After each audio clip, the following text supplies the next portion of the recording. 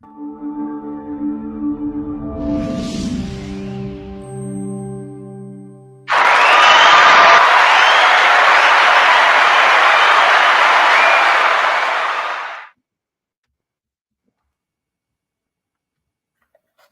it do, Jim Shoe on a Monday night? Outlaw Radio, live from the basement. Nice on a Monday night. My name is Mr. Kevin A. Barnes Sr., and I am the host of Outlaw Radio. In some circles, I'm also known as the Negro Whisperer, right? AKA professionally certified life coach Negro Whisperer. Give it up for your boy. Soon as the clock strikes 7, I'm ready to go. 7:30, I'm sorry, I'm ready to go. And I'm not alone. I got the homie with me, Mr. Witch Doctor. What's popping with you tonight?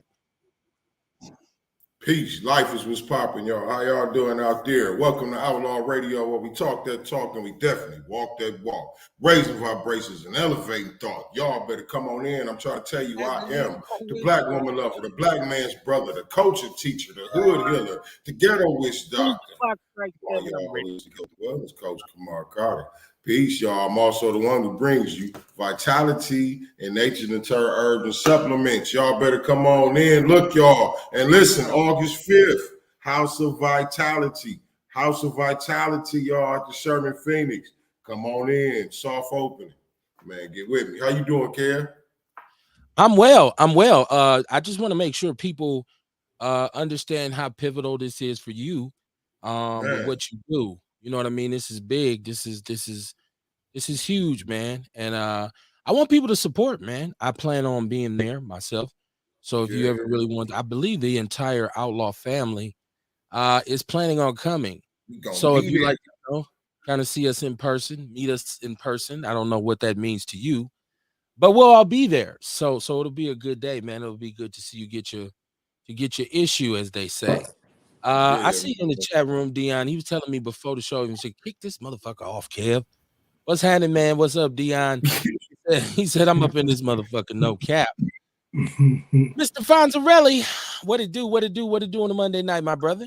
Peace. How everybody doing this evening? All right, man, we are doing well. We're gonna try to get this thing done, man. Tonight, you know, we just wrap up since we were last on the show on the air.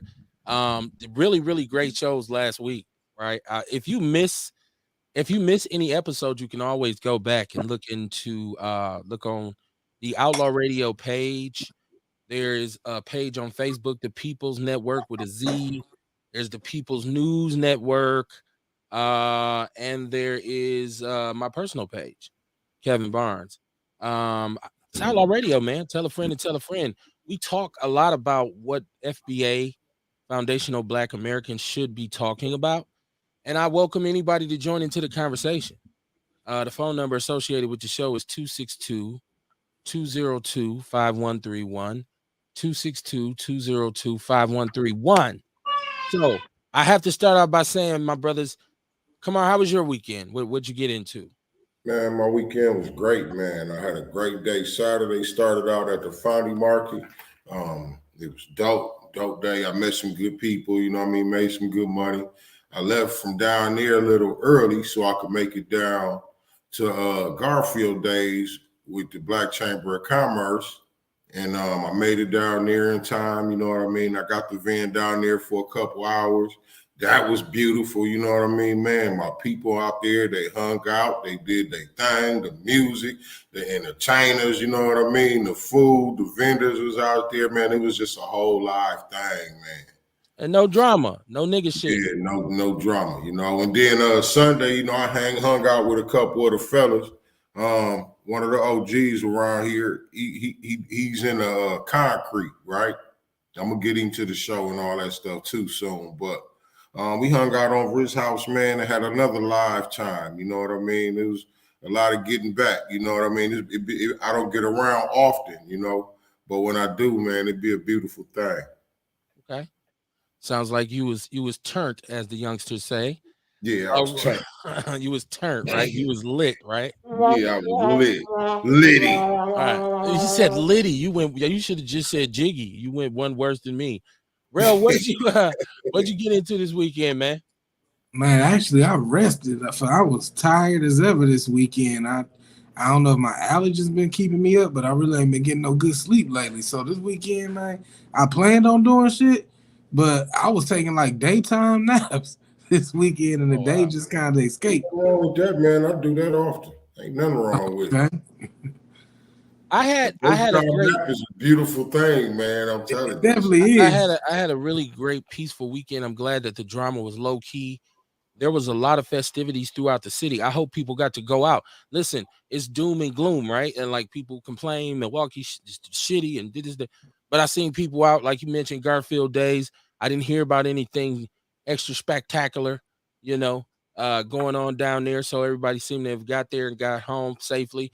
There was Bastille days, I believe. What was that? Yeah, Yeah, that that's was, still you know. days. Hmm. So it was a bunch of festivals. I seen people out, man, and it seems like the beautiful thing about this is Milwaukee has shown the people of Milwaukee are showing you that you can't stop us from still getting out here living our lives, right? Like people wilding, you say you don't want to go nowhere because they're gonna do this. People like fuck that, man. We still living, right? And I Mm-hmm. hope that the habitual line steppers out there are taking note of this fact, man. That people you can't stop, you know.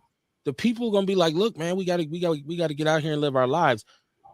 If you did anything special out there about our outlaw family, I see a lot of y'all. Ewok said I hung up on him. Ewok, you called just as I was trying to set up, you know, some stuff on my phone. So I mean, I don't know. We had just came on literally, so I don't think I hung up. I don't think I did. Dion said I'm still talking about that last week's show. That motherfucker was funky. Yeah, man. Very, very, very intense conversations last week. The way it should be, the way it should be. And that's due a lot to the listeners and all. Shout out to everybody who called in. Shout out to everybody who was on that show. Vince Tony, Sean Moore, Mama Freeman, everybody.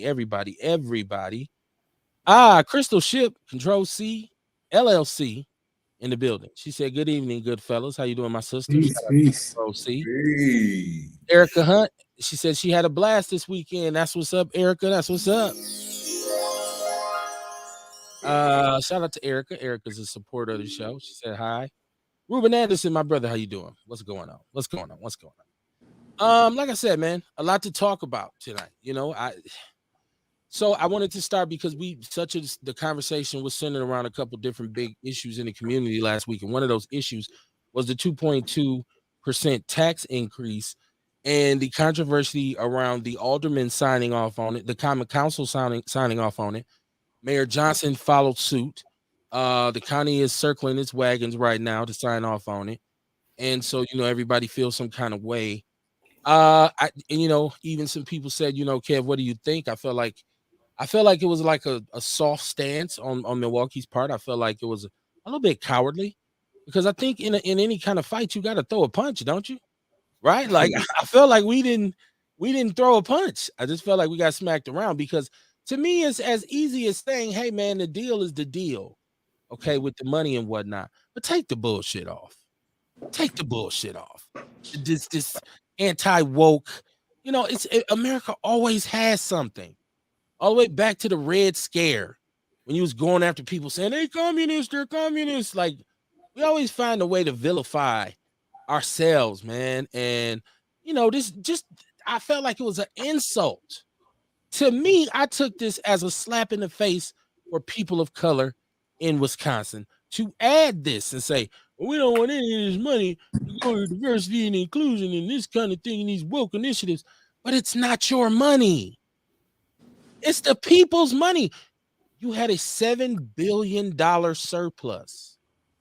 No matter how you draw this is taxpayer money. How dare you? And how dare those who signed off on it? And I get what we're gonna do. We're gonna get a lawsuit and all this shit. You just making the cost bigger. You just because, like I say, who's gonna pay for the attorneys? You know, who's gonna pay for the whole situation to go down? Taxpayers. If the city if the city loses, if there's some kind of monetary payment, we know because we learned a long time ago that the taxpayers pay whatever the city is sued for, and they have to give up money. The taxpayers are responsible for that.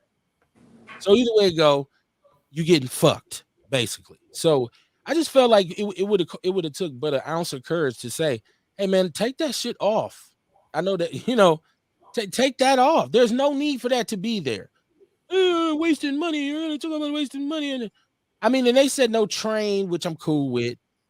But the DEI thing, because I feel like that's their code for saying we don't want shit that might help people of color, right? And once again, we are the party poopers. We don't big up any particular political party, but because we realize they're both bogus.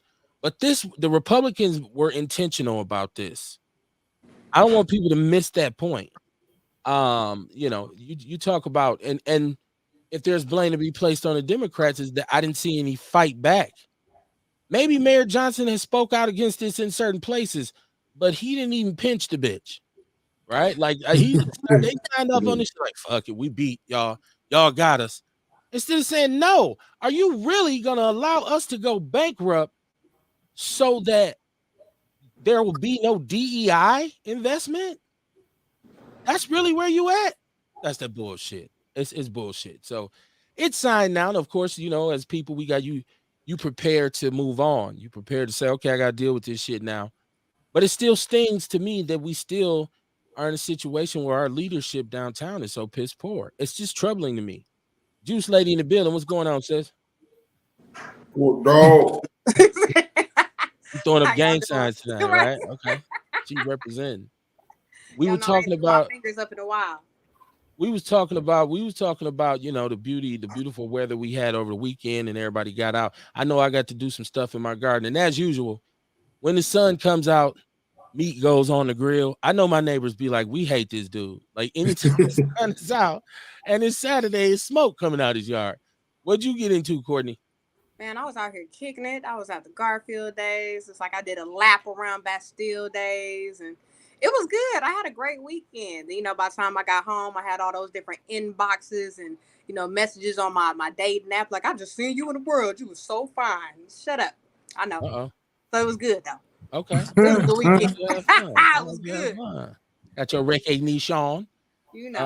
Hey, we said it was, Kamar said it was litty. I believe it was the word he used. It was litty. It was. The city was popping, man. The city was popping. Look. Man, listen, I told y'all nothing more beautiful than Milwaukee in the summer, man. That's why people all right. Well, everywhere has problems. I'm not trying to make any excuses for Milwaukee. Not like Milwaukee problems. We're not even finna play them games. Like everywhere got problems. I bet you in Detroit they would beg to differ. I bet you in the South Side of Chicago they would beg to differ. I bet you in the Bronx, New York, or in Miami and in what they call it, Little Haiti, and I bet you they'll say bullshit. We're not gonna use all them trap ass places as examples. Well, we know Detroit is fucked up because Milwaukee people love to go to Detroit, so that's how you know shit. What about Gary? What about Gary? Atlanta is fucked up. It's not fucked up because when I go to Atlanta, the shit that I see here daily, numerous times a day, I don't see there at all. And you go there as a tourist. Numerous times. You go there as a tourist. I didn't live there before. What? How long ago was it? I'd be there for like a week. How long ago did you live there? It don't matter. Okay. When I go visit, I'll be here for like a week. It does matter. But okay, let's say this: when people come to Milwaukee for a week, some motherfuckers don't even leave. They get shot. They get killed. I hope you don't. I hope you don't think people don't get to Atlanta. Everybody that gets there they don't get home safely. I'm not saying that we don't have problems. I'm saying everywhere has problems. We got more problems than the average. I don't think so. We're not big enough. It's only 300,000 people. We got more than the average. That's probably why. It'll be a little smaller. Niggas tripping. We got more than the average. Jackson, Mississippi got more problems than Milwaukee. Flint, Michigan got more. Gary, Indiana has more problems than Milwaukee. When last time you been to Jackson? To Jackson, Mississippi? I've never. I mean, once you ain't in the never 80s. Been there? They just passed legislation that's basically created this whole separate government for white people down there. A whole different police force. Government, or we talking about niggas? We talking about the city, period. Problems is problems. Okay. It's murder, death, kill in Jackson, Mississippi. Motherfuckers getting their shit blew out. Just like Memphis, Tennessee, St. Louis, Missouri. Name a city that's crime-free, problem-free. And I'm moving there tomorrow. Madison. Madison. You should have said Racine. I'm going to say lacrosse. Right, I'm moving to lacrosse, right? Yeah. Okay. I'd rather deal with the kid boys. I'm not fucking with no goddamn lacrosse. Ewok, what's popping, man? So pertinent that you call while I'm setting the show up. What's going on, man? Man, I be fucking up and shit. Niggas do shit like that from time to time. It don't be intentional and shit. But What up, it's so K-Bull? crazy to What up, me that Really when people Real? get rude, they What's Peace, always going peace. blame on, me, right? motherfucking bitch Francois? They blame me, right? He like Sean. They fuck up and then they say something in the chat like, "Why you answer the goddamn phone?" Then be like, "Oh, I fucked up. What's happening, man? What's on your mind?" Man, shit. I got high yesterday. And all I rolled was one joint. We gonna go back to the weekend shit first before I start talking about other shit. So my weekend, I smoked the joint, and I hit that motherfucker, smoke half of it, and asked the fuck all the way out and shit. My nephew gave me that shit. I was like, God, That was your weekend, okay? yeah, that was my weekend, right? Yeah, shit. I was asleep like real. I was over there like really real and shit. I had a whole motherfucking weekend on one motherfucking joint. Shit, nigga, I'm old, goddamn it. He said one joint. He was high. Oh, yeah, was some killer. Yeah. 2 zigzags. I wrote it was enough to put 2 zigzags. It was a fat one, but I was high on the mother. Oh, hey, but on the real tip though, I wanted to know what you thought about old girl who got found and shit, man. I forget what state it was, and they ain't got no what happened? Ain't no story behind that shit. Okay, she got found. What happened? Who got her? They got her with the baby on the corner trick like Dave Chappelle said. Shit, I ain't falling for the baby on the corner trick. You know what I'm saying? I don't have no information about it. I seen it like everybody else. It was weird that she just reappeared. Now they're saying this might be a Tawana Brawley type situation, and I don't know. It's in Alabama. Okay, Dion, I did have that in my notes. It's in Alabama. They're saying it might be, like a Tawana Brawley thing, but people jump to conclusions now. And if you don't know who that's what I was trying not to do. Tawana Brawley was, she was a sister back in the 80s who was in New York, and she stayed out past her curfew. I guess she was doing something strange for a piece of change. I don't know. And she was scared to go home. It was all over that so shit too. She basically made up a story and said that she had been kidnapped by these white dudes and they raped her and spray painted on her body and put her in a garbage bag. And they were just trying to find, it was like, like Ernest said, Al Sharpton, who at the time was the main ambulance chaser, he jumped on it and he was, he got a lot of press. A lot of black leaders flocked to the scene basically to find out that she was lying. How they find out she was lying? She admitted it. Damn, eventually. I would have just stuck in my story. I don't know. I feel like something like that may be going on here with this. You know what I mean? Because it's a lot of inconsistencies. It's a lot of inconsistencies in that shit, man. Oh, okay. Like you say, she just pop up from. It ain't even inconsistencies. They're not even telling us what the fuck happened. Okay, well, who got you? I feel like they ain't saying nothing. I feel like when the story came out, it'd have been more people saying they saw a baby on the highway. Like they'd at least been calling in. I saw a baby on the highway too, or something. Right. You know what I mean? Yeah. You heard something, man. It'd have been something else. Yeah. You know what? Tawana Brawley's case just wasn't really adding up. There was a lot of holes in her story. And today, from what I'm seeing, and this story is actually in the People's News Network, she just popped up basically, and her family was all gathered at the hospital. So I guess the details are still forthcoming. I don't know. I know that on the South Side that they arrested a man and his wife whose children were found roaming, covered in filth, and naked, and they went and arrested them, and CPS came and took the children. I don't know how much you'll hear about it because this is white on white crime. But yeah, so yeah. I know I was more focused on that. That was my point. I was like, oh shit, what's going on the South Side? Not the good old South Side. All right, Kid, I'm gonna let your lines stay open. I don't know how many lines you got. I'm gonna get off of here. All right, my brother. Rock with us, man. Rock with us. Got a whole lot. Kind of switchboard. He got one line. No. You got mustard in your pen. You got to catch up. I done been conference calling on here for a while now. You ain't noticed it. I know 2 people call that the most. You can get 3 calls. I can get up to 5 if I really want to do it to it. You know what I'm saying? Okay, then. Right. Like they say in the 70s, shut your mouth. Right. Erica Hunt is laughing at me talking about Milwaukee bound down to Madison. Well, let me. Dion says he went to Rib Fest, bought him a pickup truck, and stopped by Garfield Day. Out here kicking it. letting his light shine, right? Doing what you do. Showed up in the new pickup, like, whoa, Uncle Jesse, right? She said he ain't even pinched the bitch, right? Like, did you even pinch the bitch? Crystal Ship is shouting out Courtney. She said, hey, Queen Courtney Francois. Dion says, bro, these white folks don't give a fuck and it's going to get worse. People been saying that forever. I mean, it's already worse, ain't it? We keep saying it's gonna get worse. It's already worse. Ain't well, what point is this?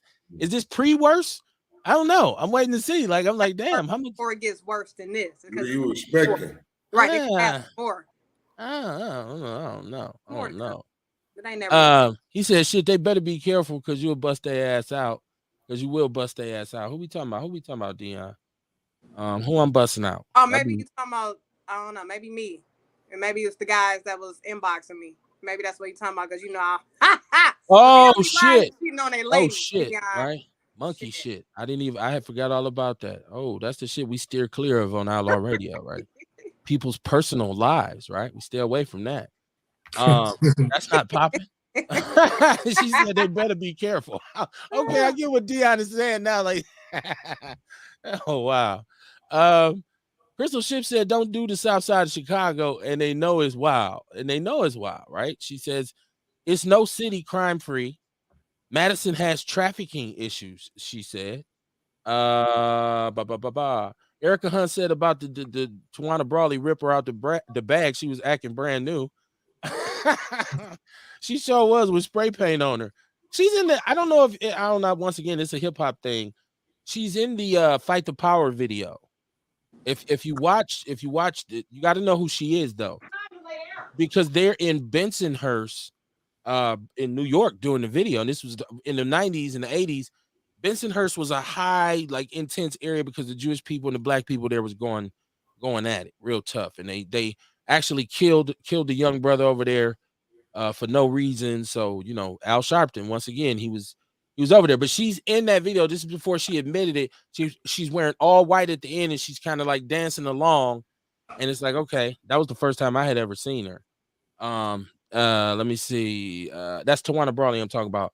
Matt L. Bay Booker. She said, I hope not. Dang, I don't know what she's. I'm catching. We're gonna say Matt or Matt instead of Matt. I don't know how you say it. I'm FBA. How to say it, Kamar?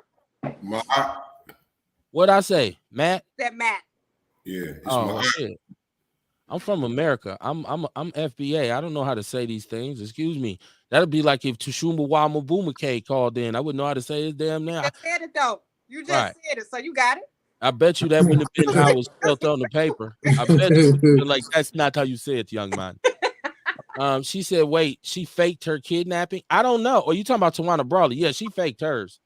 Yeah. And she went off into the sunset. You know what I'm saying? She's like a nurse now. She moved on. She made a mistake. She had the whole country in an uproar. So I don't know if this is what the case is in Alabama. So shout out to Ewok. He posed that question. If y'all got something y'all want to talk about, hit us up. Let us know. We can fill in the blanks with that too. I don't even anybody on the panel. If y'all got something that's just been on your mind and you somebody talk about this shit tonight. This ain't a night where Kev gonna get to run in his mouth so much that you forget your shit. So if you want to pop it off, even though that happens.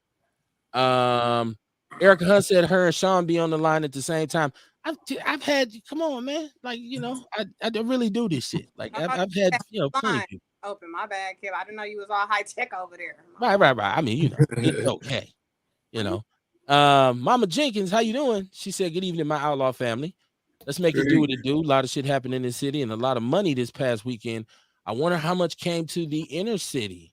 I see something. She said, thank you, Lamont. Bikers, I got some biker money, some biker spent some money with me down at the Fondy Market. So hold on, let me say it again. This time, Mott L. Bay Booker. She said, thank you, Lamont. I don't know if she's talking to Kamar, because in that case, she messed his name up. See how easy it is? See how it is? I seen that. I was like, who is Lamont? I know my sister Levita. I know you. I know who you are. She said, this is Levita, your Black Panther comrade. I know you, my sister. I know you. I know your names change. I know exactly who you are. Power to the people. One of my old Panther partners. Dion says, what about the lady in Atlanta who switched parties?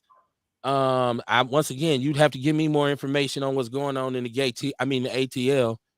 I'm not really up on that.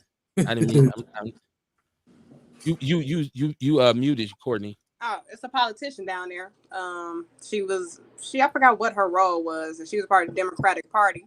She got elected by the city to do whatever she do, and now she's like, man, fuck that, I want to be Republican. So I think she made it to the Republican side. So you got to look into that. Yeah, and she a black woman. So really, they be whatever they want to be. You know what I mean? This shit don't matter. Right. There you go. You know what I mean? Yeah, they could switch hit. They could do that. That ain't a game. Yeah. You know what I mean? No doubt. Yeah. I mean, is that wishy-washy, of course, but I mean, our politicians wishy-washy, of course, right? I think if you voting because of your tax bracket, you know what I mean, it's not wishy-washy. If that's your purpose for voting. I think politicians are pretty much wishy-washy by nature because they pretty much go with the flow. They go with where the money's at. So right, it can be. I was just speaking of a voter voting Democrat and switching over. And okay. Yeah, not too many poor black people vote Republican though. I don't know why. I don't know if it's, but I know Republicans tend to shit on poor black people too. So it's like, oh, my butler's black. Our nanny's black. I love black people. It's that type of shit. Not like, She's a part of the House of Representatives in Atlanta, and yeah, she just switched her party, the affiliation, to Republican this week after repeatedly breaking with her former party on several key votes this session. Her name is Misha Maynor. So do you gotta get beat out, or do you gotta like go ride on a Democrat or something? Like, what do you got to do to switch parties? Like, right? You got to turn your flag in. Here, take my donkey or my elephant, whatever. Like. Like Kamar said, like it really matters. Like, you know what I'm saying? Like, I guess you're gonna vote a different way now on certain things, but you know what? Atlanta's too far away from me. Honestly, I could give a shit less about what happens in Atlanta. I really could. Just because I'm so focused on this little lemonade stand that we got going here on Lake Michigan. It takes up all my time and shit. You know what I'm saying? I pay more attention to this. But it's good that we're well versed, man. Y'all let us know what else y'all reading out there, because like I said, man, the festivities over the weekend that was 95 million. I heard somebody say $95 million, but we had the Harley Festival. A lot of money was made in Milwaukee this weekend. Yeah. Where that going?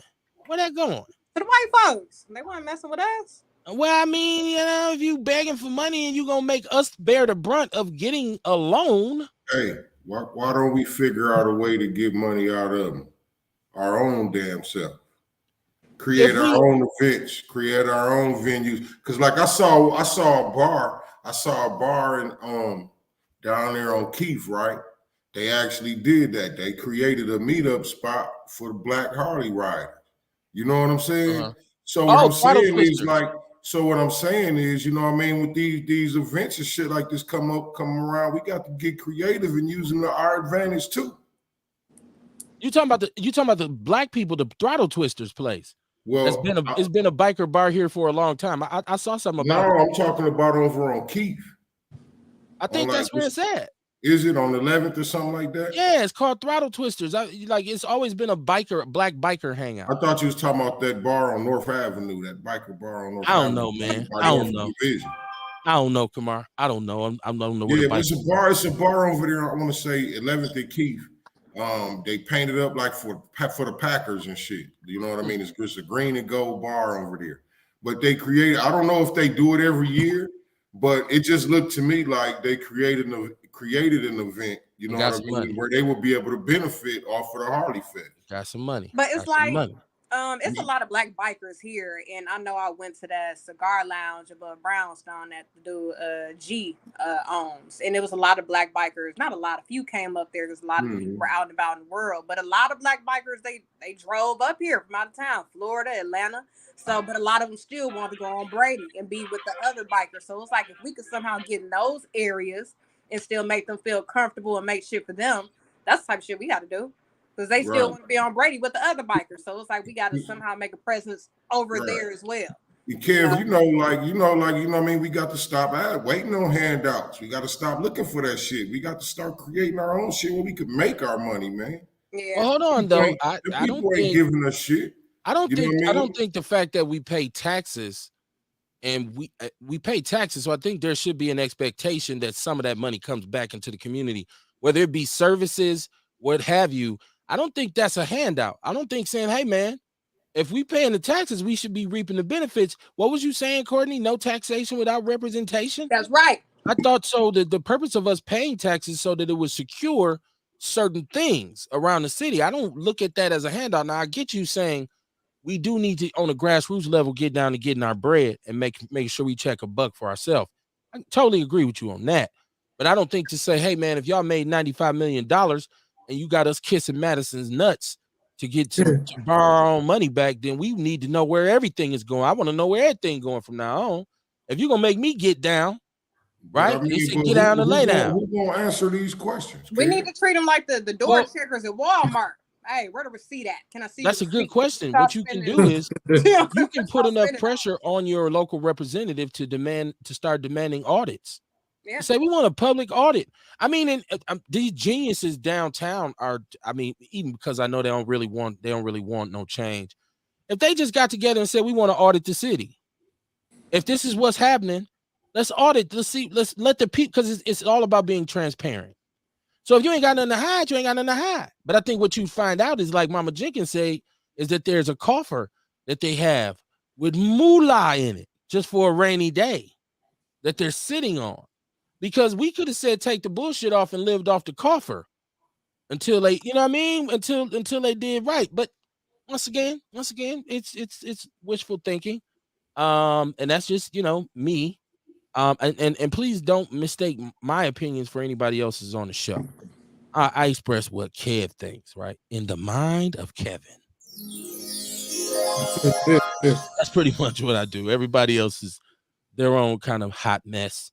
Wrap them up in plastic, right? So they can maybe act brand new. I don't know. I'm old. I feel like I shouldn't be saying that shit. You should. I said, like the old lady said, wrap me up in plastic and leave me alone, right? Like, fuck it. You gonna massacre her. It's like Kamar saying Liddy. He said, dude in Atlanta killed those 4 white people. I did see that. I saw that, Deanna, and you shared that story with me. He said you should pay attention to what's going on in those other states because sooner it will be here. Bruh, let me tell you something. I live in the podverse. There's very little news I miss. I choose what my focus is or where it should be. And we go like that. I don't ignore anything. I just say, you know what? Let me figure out what's the most important part of this. Let me see. Thought I had a call, but I didn't. Let me see. Let me say the name right again. Mott. I'm just gonna say Sister Levita. I'm gonna say Sister Levita. She said it was Throttle Twisters. Or you can just say Bay Booker at the end, Bay Booker. Or maybe you don't want to say Bay, huh? You might want to. Well, nah. I mean, I can call her. She's to me. Is that Throttle Twisters? I keep feeling like Throttle Twisters is by North Division. For some reason, Kamar, that's where my mind is going. That's why when you said it, that's why I said I'm talking about, like I said, I'm talking about the bar on 11th and Keith. I know exactly where 11th and Keith. Wait. What you say, Courtney? I'm not sure that bar name. Center. It's on 5th and Center. Right, Center by North Division. Throttle. Okay. Yeah. Okay. So, like I said, 11th and Keith. I don't know the name of this bar. I just know it's green and gold. You better be a biker if you partying on 11th and Keith. That's tough guy territory. Is it? I'm just saying, you know what I mean? Like that's the shit we got to be on. You know what I mean? We got to set our own shit up over there. We came to party. Yeah, well, leave your wallet, motherfucker. Erica Hunt, she said, yes, the bag was here this weekend. Dion said the same thing they did in Mississippi. They just did it here with the sales tax, not to the same degree. What they did in Jackson is totally different from this thing with the tax thing. The tax thing is on one hand, I understand that it takes money to run a city, and I understand Milwaukee faces some very deep financial holes. But Milwaukee has put itself in these holes. We talked about allowing jobs that make money that could generate tax revenue, thousands of them being allowed to live outside the city. And I also think that just some mismanagement here. I feel like you say we running out of money, but you got enough money to put up concrete islands on the street. I see dumb shit getting fixed all the time, and I'm like, but we ain't got no bread. It's just, and I don't. But what they did in what they did in Jackson was like they almost created their own police force, own court for white people. Like it's crazy. You got to look into it. She said Twister is on center, if I'm not mistaken. It's Okay. fourth quarter because I went there not too long ago. It's fourth quarter. Okay. Yeah. On On 11th. 14th and Keith. Okay. Ain't nothing on 11th. I just Googled They used to be Casper's, wasn't it? Casper's bar. Did it? Y'all go to some tough spots, man. You motherfuckers drink Crown Royal and listen to the blues. My father It was stayed popping in in there. It's good. Shit. I've been kicking it with old people Switchblade like in you. your They've sock. been taking me there. Who? Old people like you been taking me to these spots. Oh shit. Old people like me don't be in them spots. They do. You Them just some don't different. be. Them some different kind of old people. They ain't like me. I'm that type that don't be in there. Shit, they ain't like me. Other ones, they be in there. They be in bar. Old people like me had their ass at the crib chilling like I'm safe as a motherfucker. They be there at noon, Kev, whole bar. I was like, damn. Nah. I be at work at noon. So once again, those some different kind of old people. Some Social Security Negroes, not me. I don't get no SSI. She said Harley did create ways this year. I know black-owned businesses that benefit from the Harley Festival. Some made a bag for real. Kamar just said he checked some paper from them. So I mean, yeah, that's what you're supposed to do. Mm-hmm. Look, ain't nothing wrong with good old economic empowerment. I'm not against it. I feel good when I see Milwaukee shake up to its potential and don't nobody get their shit busted. Well, a couple people still got fucked up, but I mean, because we wearing this black eye like everybody running around. It's the worst place in the world. That's not even the worst city in the Midwest. Come on, son. I'd get off the phone with my partner who live in Indianapolis, and he'd be like, dude, shit. Now, economically, he says there's a lot more opportunity here, Kev. Don't get me wrong. A lot more black business, a lot more black action. But goddamn, them boys is wild down there. That's what he tells me. Naptown boys is wild. Let's see. Said a lot of them black bikers. Erica said a lot of the black bikers are black Republicans or are Republicans, especially the white ones, the old ones. Yeah, a lot of them still like the Confederate, they still jism. But hey, I don't know where the line is even drawn now. I don't know. They don't seem like our biggest enemy right now. Right. I'm gonna have people jumping out the woodworks at me. Well, Kim, you're a white man still. You still with a white man. It'd be off Capitol in Port Washington too. Ewok says. Let me see. I say learn the game and play it for our benefits. That's what I just said last week when we were crying about what have you. I said, why don't we stop crying about being victims of the game and play the game? Yeah. If you can prop your politicians up, you get some money and you buy you a politician to rule in your favor. Why don't we do that? Why don't we do that? If you make sure that you make business deals that's locked in so you and your people can benefit and nobody else, why don't we do it? There's enough bread floating around, right? Why we need to diversify our portfolios some, man.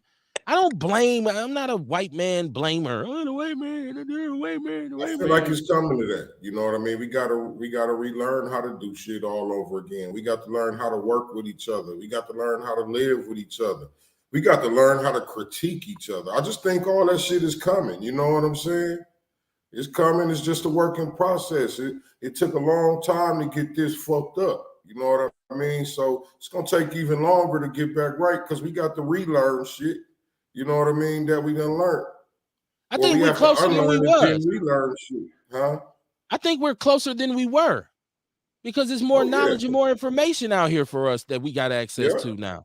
Yeah. This if you're a black person who loves knowledge, wisdom, information, this is your time. Because you see how fast Courtney found that bar? That shit on 11th and Keith. 5th and Keith. Ain't nothing on 11th. I'm looking at the map. You can whatever you need, right? You don't really got no excuse and shit. Like you really just don't have an excuse. My sister Levita said, "Don't hold y'all breath waiting on the Sun Dodgers to give us black folks anything. Do it for ourselves." She called them Sun Dodgers. I forgot That was how a the sports get team at down. first. Well, that's That's my a good one. I was like, Start calling them Dodgers. Dodgers. Sun Start calling Dodgers. them the Dodgers. That's a good one. Uh, Facebook could never get a hold of that. They'll never figure that out. Right. Nice. Let me see. Courtney, Erica Hunt is asking you a question. She said, have you ever had a conversation with a black Republican? that's right. Oh, you answered. You said, yep. And I ain't too opposed though. I mean, you know what I'm saying? I fuck with them. I have. On the person. It depends even with Democrats. It just depends on who you talking to and the mindset of the person, you know? Exactly. Mm-hmm. And shout out to Ian C. Jordan, who shows our show a lot of love. And Ian is knee deep in the political action in the state of Wisconsin. And I do believe Ian is a Republican, or he has been Republican favoring over the years. But he and I have had some very, very good conversations about where people are, where we are in terms of politics and, you know, political action in this country. So shout out to him because he's a conservative. That's what I'm saying. For me, if you black, we can converse. Unless you get on that bullshit, if you start drinking the Kool-Aid and get on the bullshit, then I got to walk off from you. As soon as you go Clarence Thomas, I'm deucing, right? But if we can sit there and talk about our people and what's good for our people and what we need, I'm all for it. I don't care if you're a Republican or what. Kevin LaFleur, how you doing, my brother? Welcome to the show. Y'all share the show. Looking good out there. Share the show. Let people know it's on, man. It's Outlaw Radio. Call in. The chat room's popping. 262-202-5131. It's Outlaw Radio. We just kind of catching up this week, man, because we hit the ground running again on Wednesday, and we really get real pointed and intense on Wednesday. It's a little bit more fine-tuned. But tonight, man, it's just I'll be happy to see y'all again on Mondays. Like, damn, I made it another week. I guess you say I live my life a week at a time, right? from Monday to Monday and shit. But it's always good to be able to get my people together so we can share our thoughts and expressions. Crystal Ship said best friends did the biker meetup. Best friends. Maybe it was more than one. It may have been. I'm sure it was. Where's best friends at? That name sounds familiar to me. Right. It's probably somewhere where ain't nobody friends. That's Crystal. It's probably in the neighborhood where ain't nobody friends. Right, I saw a lot of stuff in the hood, right on like Fond du Lac and Low Kids, stuff, saw some shit lower Fond du Lac, higher Fond du Lac. They was all over. Not the white folks. Listen, I spent years hanging out at a hole in the wall. J&J's on Atkinson, that was our spot for years. Where? I was looking for that the other day. It's gone. They finna tear it down. I was like, J&J, I don't see it. Yeah, it's right there on 19th and Atkinson, and that was our neighborhood bar. Shout out to everybody who was ever in J&J's with us. Man, we used to get it in. I'm talking about straight partying. My last $2. Whole hood. Shout out to 4100. They used to be up in there with us too, man. We used to be in there having a ball. I used to play the bar, period. I would be in bars. I didn't mind going in them smoky ass old people joints back in the days. It's just nothing there for me now. It's just nothing there for me to be, you know, it's just like, I used to really love to see my people party. I love to see black people get together to have that music playing, get to having a good time, dancing. That used to be my shit. But now I don't want to be around them. I don't want to be there. So I don't go no more. But Casper's, I think Casper's, is that the name of one of the bars that threw one too? That's the one on 13th and Keith. I was saying my pops grew up in that bar. Casper's over there by the bungalow. Oh, the bungalow. Damn, you went back. Yikes. Greasy ass food. Crystal Ship said my mistake is the fourth quarter that did what Kamar's talking about. Yeah, man. See, it was a lot of places. The city was popping. You could hear the traffic. I mean, I was driving. I seen like I was going to, the place to get my food, and everybody in the meat department was grilling. Everybody was in there. And black people, cart full of food. I'm like, that's what's up, man. That's what I like, man. So that's the kind of things that say, well, I don't necessarily need to move yet, right? The time will come, right? People be mad at me. People be mad at me about the shit. Brett Favre got all Mississippi money. Did he? He got all the welfare money, allegedly. Allegedly, Brett Favre sue your ass too. You better say allegedly. Brett Favre come get him. White power. Deion said sometimes those other states be the blueprint for what other states are doing, so I pay attention to what's going on. Once again, I do pay attention, but I don't invest myself in it. Well, I'm not watching the Atlanta news. Like I said, I live in the podverse, and I think once I started talking about this podverse, it didn't make sense at first. But then Kamar kind of caught on too because it's like, well, I look at YouTube and like Facebook and all these kinds of things more than I look at regular television. So I look at the podverse. So I'm looking at what the internet, whatever's jumping off, I'm looking at it constantly. Like, okay. So I see things that happen in other states, and I'm like, wow, that's tragic. But back to the crib again. Like that's just how I operate. You know, I don't rent out, I don't give away space in my brain for free. Right? Everything's occupied by somebody who pays. So I know, I mean, everything goes in cycles. And like I say, different place, different state. Right? It be hot all the time down here in Texas. We love it. We don't have no snow. It's a hurricane. Get your ass in the house. Oh shit. See the trade-off, right? Like, I mean, which one? People say I'd rather deal with a hurricane than some snow. Usually, it's a person who ain't never lived through a hurricane who says that too. By the way, somebody says, I just go in the crib, right, and close the door. It ain't that simple, boss. Crystal said they blocked off the entire block so bikers had a safe place to enjoy themselves. I love that. That's cool. That's cool. That's real cool. Yeah, they did. It was like a block party over there. Man, I bet you it was going down too. I bet you they made a bank too. Man, oh man, cash registers was ringing. That's what I'm talking about. Every business in the community makes money when you have these events because you don't never know what a person gonna need. Man, we need a cooler. Man, we need some ice. Man, you know what? I left my socks and drawers man, they need in the hotel. Let me go over here and get some socks and drawers. Like, you don't know what they're gonna need. Man, you know? Listen, some bikers wound up at the Friday market and they were saying they was looking for some sea moss while they're here. Okay. No bullshit. Like, and they wound up at the Friday market. I don't know who told them to come and look there, but they was at a fucking Friday market. You know what I'm saying? So was you standing in the corner like, I'm your Huckleberry? Yeah. How y'all doing? Matter of fact, try some samples of these teas and these shot cam. They got down with the kid, man. Come on, you put everybody on the shot cam. Everybody, you have everybody. Y'all better come on and get on the shot cam, everybody, all the viewers. Look, when you see me out there, man, jump on the shot cam. My brother pushes his product up, man. It's real talk. Vince said, real talk, Kev, they wasting a lot of money in the city. I just would like to know where it's going. Just want to know. We've been saying this for years. Listen, at one point, my employment was through, I was a community organizer. I was supervising community organizers for Safe and Sound, which was the city's agency that really deals with community organizing. At that time, we worked in conjunction with the Common Council for people to submit RFPs for community development block grant money, which is allocated money that comes from the government and upwards, I think now it may have to be $25 million. We took the RFPs for people to try to get some of this bread.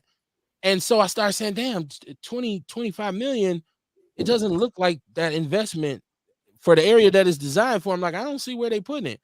And so I found out then that Mayor Bear wouldn't allow an outside audit of the CDPG money. Of course, then we found out that he and his guy, Rocky Marco, in order to get the construction jumping off downtown, said we redirected some of that money to the Park East construction and things of this nature. That's what I'm saying. A good old-fashioned audit ain't never hurt nobody. We need to see the residual issues on paper, brother. We need your shit by in the morning. I've been in an organization that's been audited before, by the way, right? And they shake you to the roots. Everybody running around trying to find records. Do you know where we did? Where did we stole this at? Nah, you on your own, pimp. Because somebody about to get a check mark next to their name. Let me see. My sister Levita, she said money is green all day. Yeah, man, you gotta have it. I don't care what you say, you gotta have it.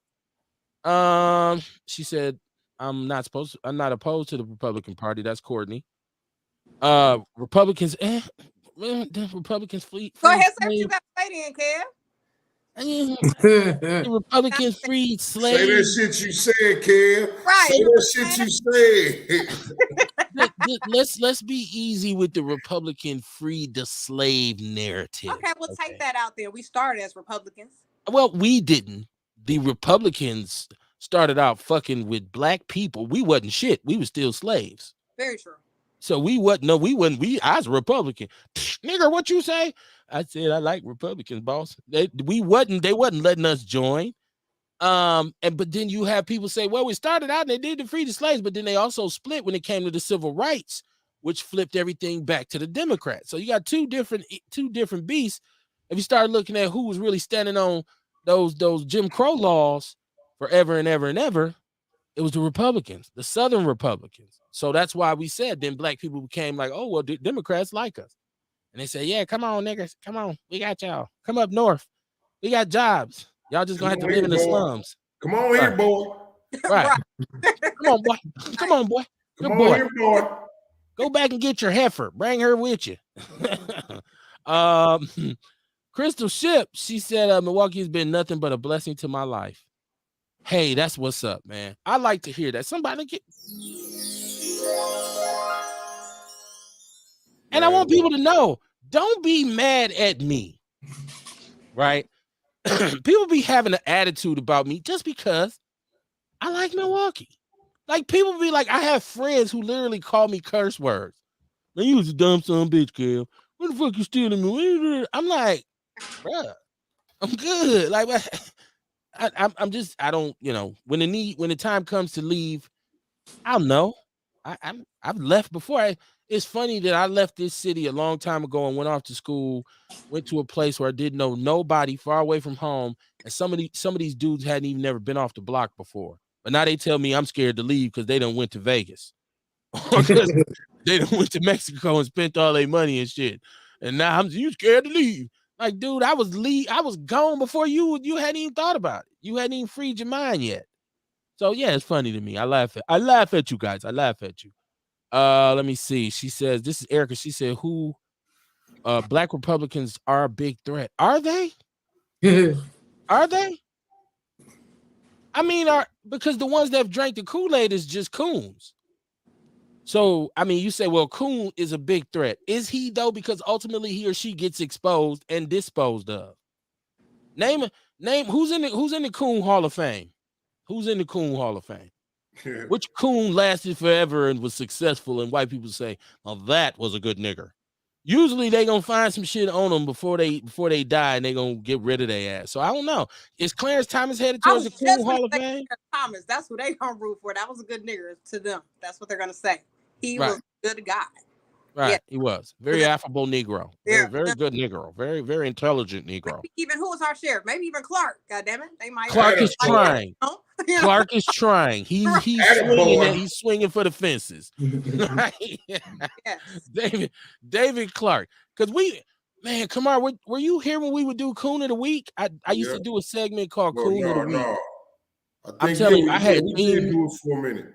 I had theme music for it and everything. And I used to do Coon of the Week. And I used to just name off who's the biggest buck dancer of the week. But I stopped because I felt like it was just mean. Like, you don't have to be mean to people, right? Like, it was just really shitting on people for no, like, we don't need no more enemies. And we don't need to be each other's enemies. Yeah. So I said, you know what? I reflected on, and I just remember reading about Mr. Farrakhan talking about Khalid Abdul Muhammad, and he was saying, like, why did they suspend him? And he said that a lot of the stuff he was saying was coming from a hateful place. It was coming from like a real spiteful place, and he didn't feel like that was necessary. Like, you can get the message across without really being hateful. And so I soaked that up and said, you know what? You can't inform people without really just insulting them, right? Like, you can say what you have to say and express your perspective and your point of view without being, extra nasty with it, right? Now, the time comes for that sometimes. Sometimes it's time to call a spade, right? But most of the time you can get your point across without being extra, right? Like being that person who, cussing out the Arab and thinking it makes you see what I said? I keep it real with these motherfuckers. You still ain't getting your money back. Right? I got into an Arab one. I'm saying Arab, it's actually Arab. I got into it with an Arab one time and I told him I needed my money back. He told me he wasn't going to give it back. So I politely told him, well, I'm going to be standing here until you do. He said, I call the police. I said, shit, I ain't got no warrants. Call them. I just want my money back. Ultimately, he gave me my money back. I didn't really have to do too much right there on Green Bay. Green Bay and Cornell, in the hood, real.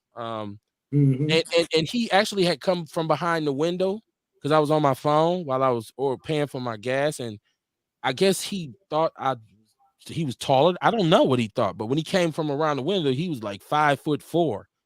I'm 6'2", so I was looking down on him like, man, you better take your little ass back behind that window before I boot you to the moon. And he looked up and said, "Oh shit, that big Negro." He went back in there and went behind the window. I never forget, it was an old sister in there. It was like, he looked up at your ass and got the fuck up out of there. She said, he looked up at your big ass and got the fuck up out of there. I said, yeah, you know.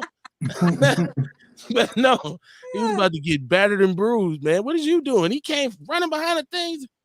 I said, get off phone. I'm like, man, get your little ass back over there, man. Punch you in the top of your head and shit. She said, what make you think, this is my sister Levita. She said, what make you think them Democrats have anything for black folks? I'm thinking, I don't think they do either. Listen, this is why we need the FBA political party right now. This is a perfect time for us to step away and form the foundational Black American political party. Our own lobbyists, our own special interest groups, our own caucuses, not like the fake one we got now, which has been completely silent. I don't know if they working from home like everybody else. The Black Caucus, damn. Did they lose their office or something? Shit, did they find in the rent? Where the fuck is the Black Caucus? But we need to do that right now. We need to put order and say, listen, no, this is our vote. Now, here's our people. And within that needs to be the Muslims. It needs to be the Christians. It needs to be the vegans. It needs to be the meat eaters. It needs to be the meat eaters, right? Everybody who's black, if you black, come on in. If you see the big picture, then we need to be voting as one. And we should have our own little symbol, everything. Respect the Afro. The FBA political party. I feel like we should put that in motion and run our own candidates, especially in small towns where it's like local elections. I think it will help us tremendously because then we can control having forums in the community and teaching people civics at the same time. Like, okay, this is what this race is for. That should be, when you join the FBA political party, you should get a political training off top. You're going to get a political training course. I don't want to do that. Well, then don't join the party. Stay your ass over there, right? Let's say if you don't want to get down and move around. Let me see. Who's this? Dion. He said, I blame the white man for everything. That's right. Okay. Every goddamn thing. He said they said whites are 588 years ahead of us. Financially? Maybe. Vince Tony says Sun Dodgers is exactly what they are. They were a test that we taught them how to survive. Tiasha Arthur, you haven't been with us in a while. How you doing, my sister?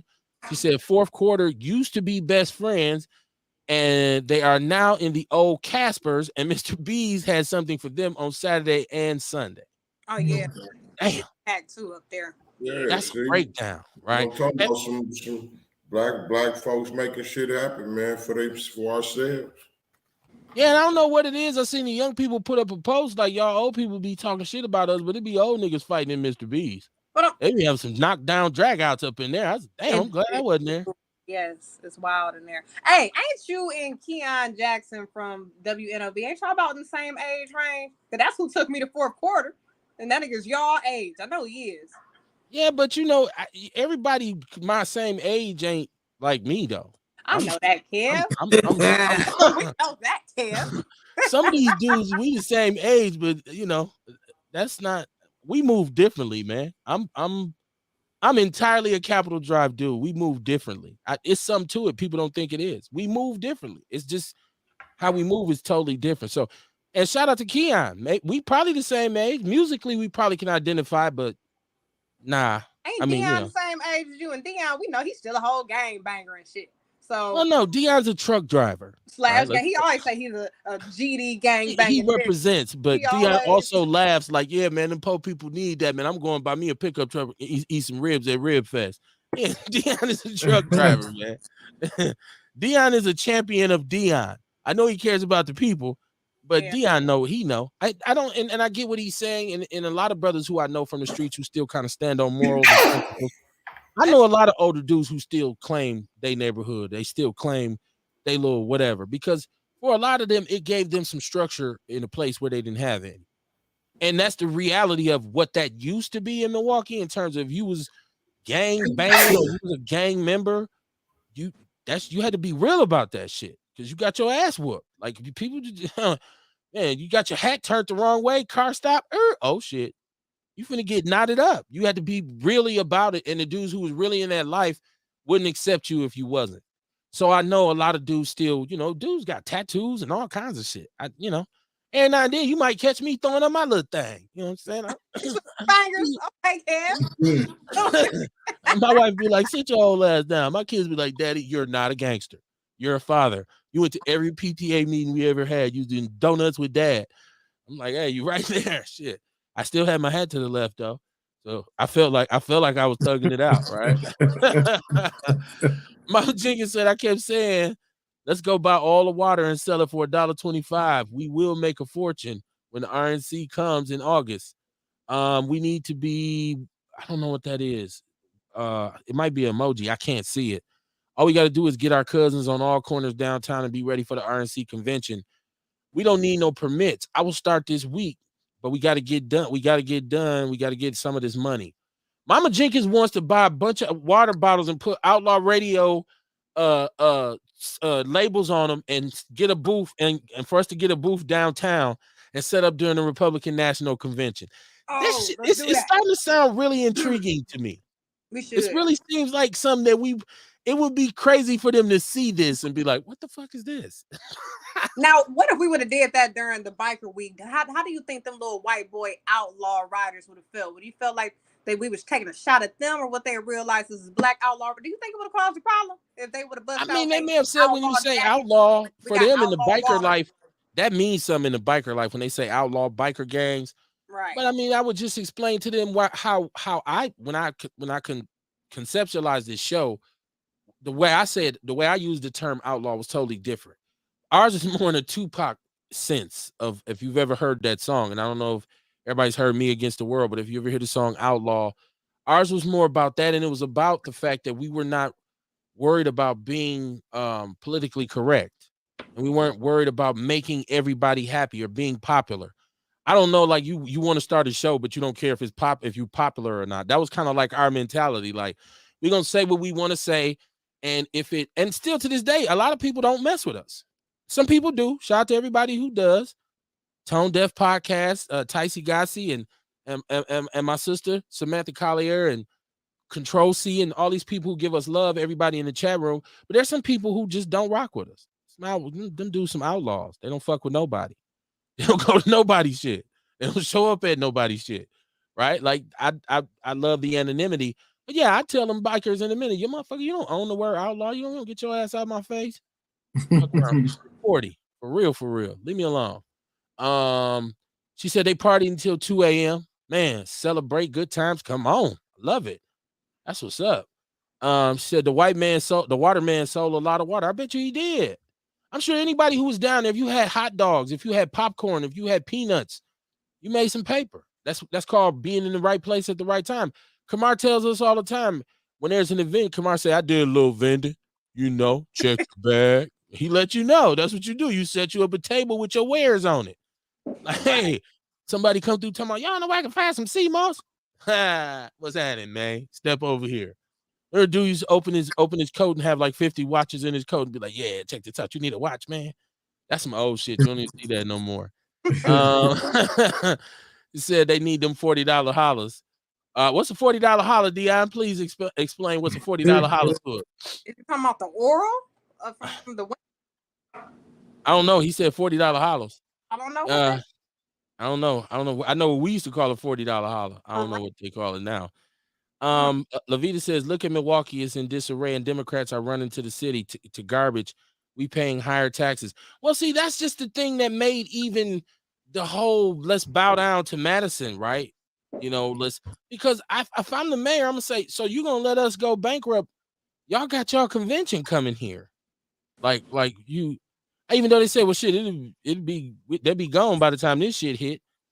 But then that makes you counterproductive if you're saying we're not going to give the largest city that generates the most tax revenue, we're not going to give them some of our surplus, which they help generate, so that they won't be on this fiscal cliff. It was just like all the reasons for everybody in the city to say, wait a minute, take that bullshit off. All right, you tried it. You try to slide one in. All right. Now, for real, though, y'all quit playing. Take that shit off. You muted, with me, man, I feel like whenever I get that, whenever I feel like somebody want me to do bad, they don't want to, they see I need some help, don't want to help. That shit fueled my fucking fire. You know what I'm saying? That shit fueled my fire, man. And it just make me want to go even fucking harder. You know what I mean? I'm fucking stubborn. You know what I mean? I'm stubborn like that. And I feel like our older people need to get like that. You know what I'm saying? Like I said, how black people, we need to be focused on our shit, while our older people need to be focused on Milwaukee like that. Something definitely got to happen. It's crazy. It's a leadership vacuum. Vince said Milwaukee's being ran by undercover black Republicans. Those who they pretend to be Democrats, but they're very conservative. Shit, you think the Democrats was Republicans? You can't tell them the difference. Right, that's what I'm saying. I can't believe that there's this much. Yeah, they almost all the same. They all fucked up. But I do agree with Vince. You know what I mean? But I also feel like they all fucked up, and you can't tell the difference. Only way I know who's Republican and Democrat is because they black. You know what I mean? But that don't matter. Or you assume when you see a black person that they're not a Republican. Right. But a lot of them be. They'll tell you quick, motherfucker, I voted for Trump. What are you talking about? Right. I don't fuck with that shit. Levita said she got her money back from an Arab when she pulled out that thing. Different approach, same results. Yeah, I mean, you know, I mean, that what works for you. For me, I just didn't have to do it. It was very simple. I think the point was made when he ran up on me. Like, excuse me, Mr. Little Italian man. What Eddie Murphy saying raw about? Yeah. He said it was some juju beans and the nigga here is gonna pay for it. Nigga's gonna pay for it. Excuse me, Mr. Italian white man. Like, man, come on, man. I would have knocked your curry out that dude. It wouldn't even been fair. I mean, come on, like for real. It was that, and he knew it. That's why he was like, shit. I've had so many conflicts with them over the years. I used to go off on them about messing with kids. If I was ever in an Arab store and I seen them handling kids rough, I would go off. Stop talking to them goddamn kids like that, man. No, fuck that. I used to really get into it. To the point where I've had them call the police on me. And I stood there and waited on the police. Like, man, dude is like chasing the kids down the street over some candy. Now, if he's chasing his kid and his brother or his father see this kid coming up the thing and kill him, then you're going to be wanting to sweat the whole community. You ain't got no business chasing no kid down the street over no candy. So yeah. You know, we deal with them in different ways, but as long as you deal with them, Levita said our people don't understand the power we have. We need to unite. Man, I wish it was that simple. Hey, Dion said I'm 45, Courtney, and I'm a motherfucking gangster. Big 6. Okay. Geriatric G's in the building. I hear you. Big 6, he said. Not a little one, a big one. What dude say in the Tubi movie? You need to start talking to me. And what he say? You talking to me in capital letters? He start talking. I think you better start speaking in lowercase letters. Have y'all seen this movie? Yeah, I seen it. Oh my goodness. And first of all, like I keep giving Tubi they props. Everybody's hating on Tubi, but people are going crazy for that movie. And it was well acted. And both of them, it's Mina Monroe who directed it. They're all in the Detroit movies. And I forget the dude's name with the braids. He's been in almost every Detroit movie. Which movie? It's called If I Can't. I just seen that movie the other day when he shot the little boy. He shot everybody. That shit was wild. I was like, damn. Right. It was wild. He shot everybody. Yeah. That shit was wild. Yeah, I mean it's Tubi, man. I love it. I love it. Are you gonna when they start charging though? Yeah, then we're gonna have to change the conversations of our situation. Ain't that $10 cab? No. Nah, B. Because I have Amazon, and most of the movies that are on Tubi are on Amazon as well. And so Hulu and all that. Like people talk shit, Tubi have fucked up cheap movies. I don't know a channel that don't have some fucked up shit or some whack shit where it's like, why am I watching this? Right. This is horrible. So, but when black people involved, it's a big deal, right? Right, you know. I'd rather watch Martin than Seinfeld. I'd rather watch Living Single than Friends. Shit, I like Seinfeld. I was gonna say, Frasier all right if you thought that. I like Seinfeld. I don't like it more than Martin. And back in the days, I always thought Seinfeld I ain't gonna say I like it more Martin. than Martin, but I don't like Martin at all. That nigga is not funny, so I would definitely watch. He's not. He don't tickle me. It just he never. I bought season 1. Super sacrilegious. He's not. Martin ain't funny. He's not. Jerome ain't funny. No, none of them. None of his personalities. Yikes. No. Oh my goodness, that's crazy. Hey man, this must be a generational thing because I can still watch the Martin episodes and be on the floor laughing like that. No, it's just me. With the Rottweiler on the fake news. Right. No. When he put the air wax suit on, when he had to take the shoes back because he took. And this tickles you. This makes you laugh. Man, this shit is still funny to me, man. I still laugh at Martin, man. Bruh man from the 5th floor. Bruh man was a different person. Bruh man was Leon Lonnie Love. Man, come on, man. If you didn't laugh at the Leon or Vernell Hill, if you ain't laugh at the Vernell Hill episode, I question your sense of humor. I think you might be a Republican. Something. You might be a Republican. She said a permit is $25. Is that a sales permit that we need? Because Mama Jenkins is serious. She want to get we want to get an Outlaw booth down there. The level of sarcasm that could possibly provide for me is very interesting. Yeah. I'd like to know what we would have to do though, and what the cost is behind it. Mama Jenkins, we need to probably talk about this because it probably would be very fun too. We just need that to do permit. Street interviews with them. We just need that seller permit. Okay. If we want to sell the water down there, because they gonna sweat us about selling shit down there. You know what I mean? Right. No doubt. And that's it. We can set a booth up, man, and I would say we go live and just talk our shit on the show all through the day. And like I said, I'd like to do street interviews with these Republicans walking around down there. Like, excuse me, I'd like to ask you a few questions. You know what I'm saying? Like, that might be a good look. Mama Jenkins, we might have to talk. We might have to talk about that. We definitely got to talk. She said, kudos to Vince. He had his Outlaw Radio hoodie at the meeting last week.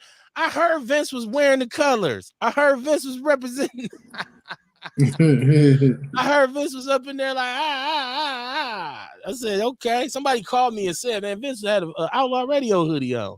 Vince do that, though.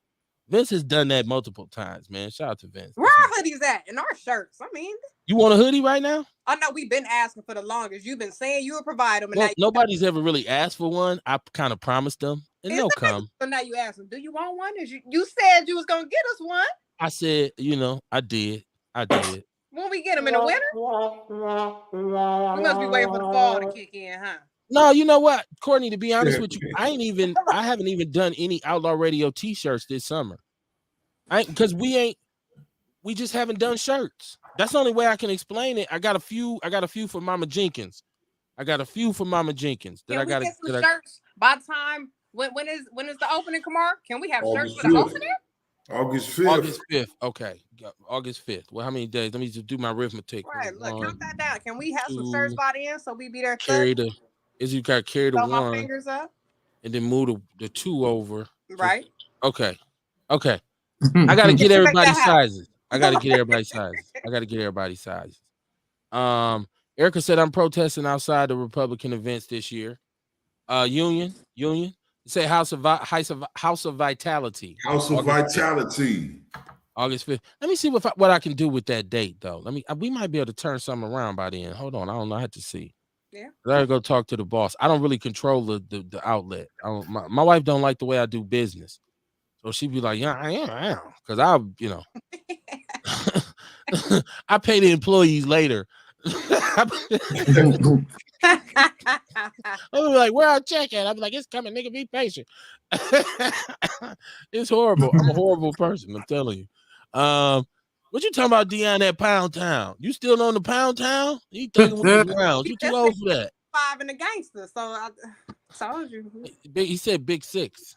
I don't know. Yeah. Kamar Vince said he's stubborn too. He said he's very stubborn. Like when somebody tell him you can't do something, you know, I'm kind of like that too. But for mine is telling me what not to do, not what I can't do. Like if you tell me don't do something, like you say it like a command, I'd be like, I'm doing that shit. Off top in my mind, the little 8-year-old kid, come on, I'm doing that shit. Yeah. Right? I'm gonna do it just because I want to. So I guess I got the same kind of streak, and I only you gotta be like that, man. At this point in my life, I've gotten to the point where I only do what I want to do. I don't like somebody say you should. I'd be just looking at them laughing, like you should try, and I just be laughing. Maybe you should try shutting the hell up talking to me. I don't. I'm just an old. They call me an old ornery coot around here. My wife is always like, "You an old mean old man," like. And because I get annoyed by shit on social media. I get annoyed by people who seek validation on social media. I get annoyed by people who express vanity on social media. I hate for people who are so philosophically deep and profound early in the morning when I'm really grouchy. Talking about some grand risings. Remember today, 1 finger is better than 2 fingers if you got 4 fingers and 2 toes. Shut your ass up. It just makes me mad sometimes. And I have no reason to be grouchy. Sometimes I just be like, just chill, dude. Why you so mad about it? Like, just because, man. I can't. People just do full photo shoots on Facebook, and it's like, but I think some people probably need that. And that's what I have to understand, that everybody gets their positive reinforcement from somewhere different. Mine just doesn't happen to come from looking at Facebook or putting endless selfies of myself everywhere I go, everything I eat, everything I'm wearing, everybody I'm hanging with. Every time I'm anywhere, I got my phone. I don't really trust you if you always going live every time we kicking it. Yeah. Put your damn phone up, man. What are you doing? Like, nah, I want to get, come on, Kev, get in here. Nah, man, I'm cool, man. Get that shit out of my face. Yeah. Cantankerous in that fashion. Yeah. You know, it comes with old age. Erica said, I told you them black Republicans is dangerous. Randy Jones, my brother. How you doing, man? It's been a while, Randy. Man, you've been up to big things. I see you.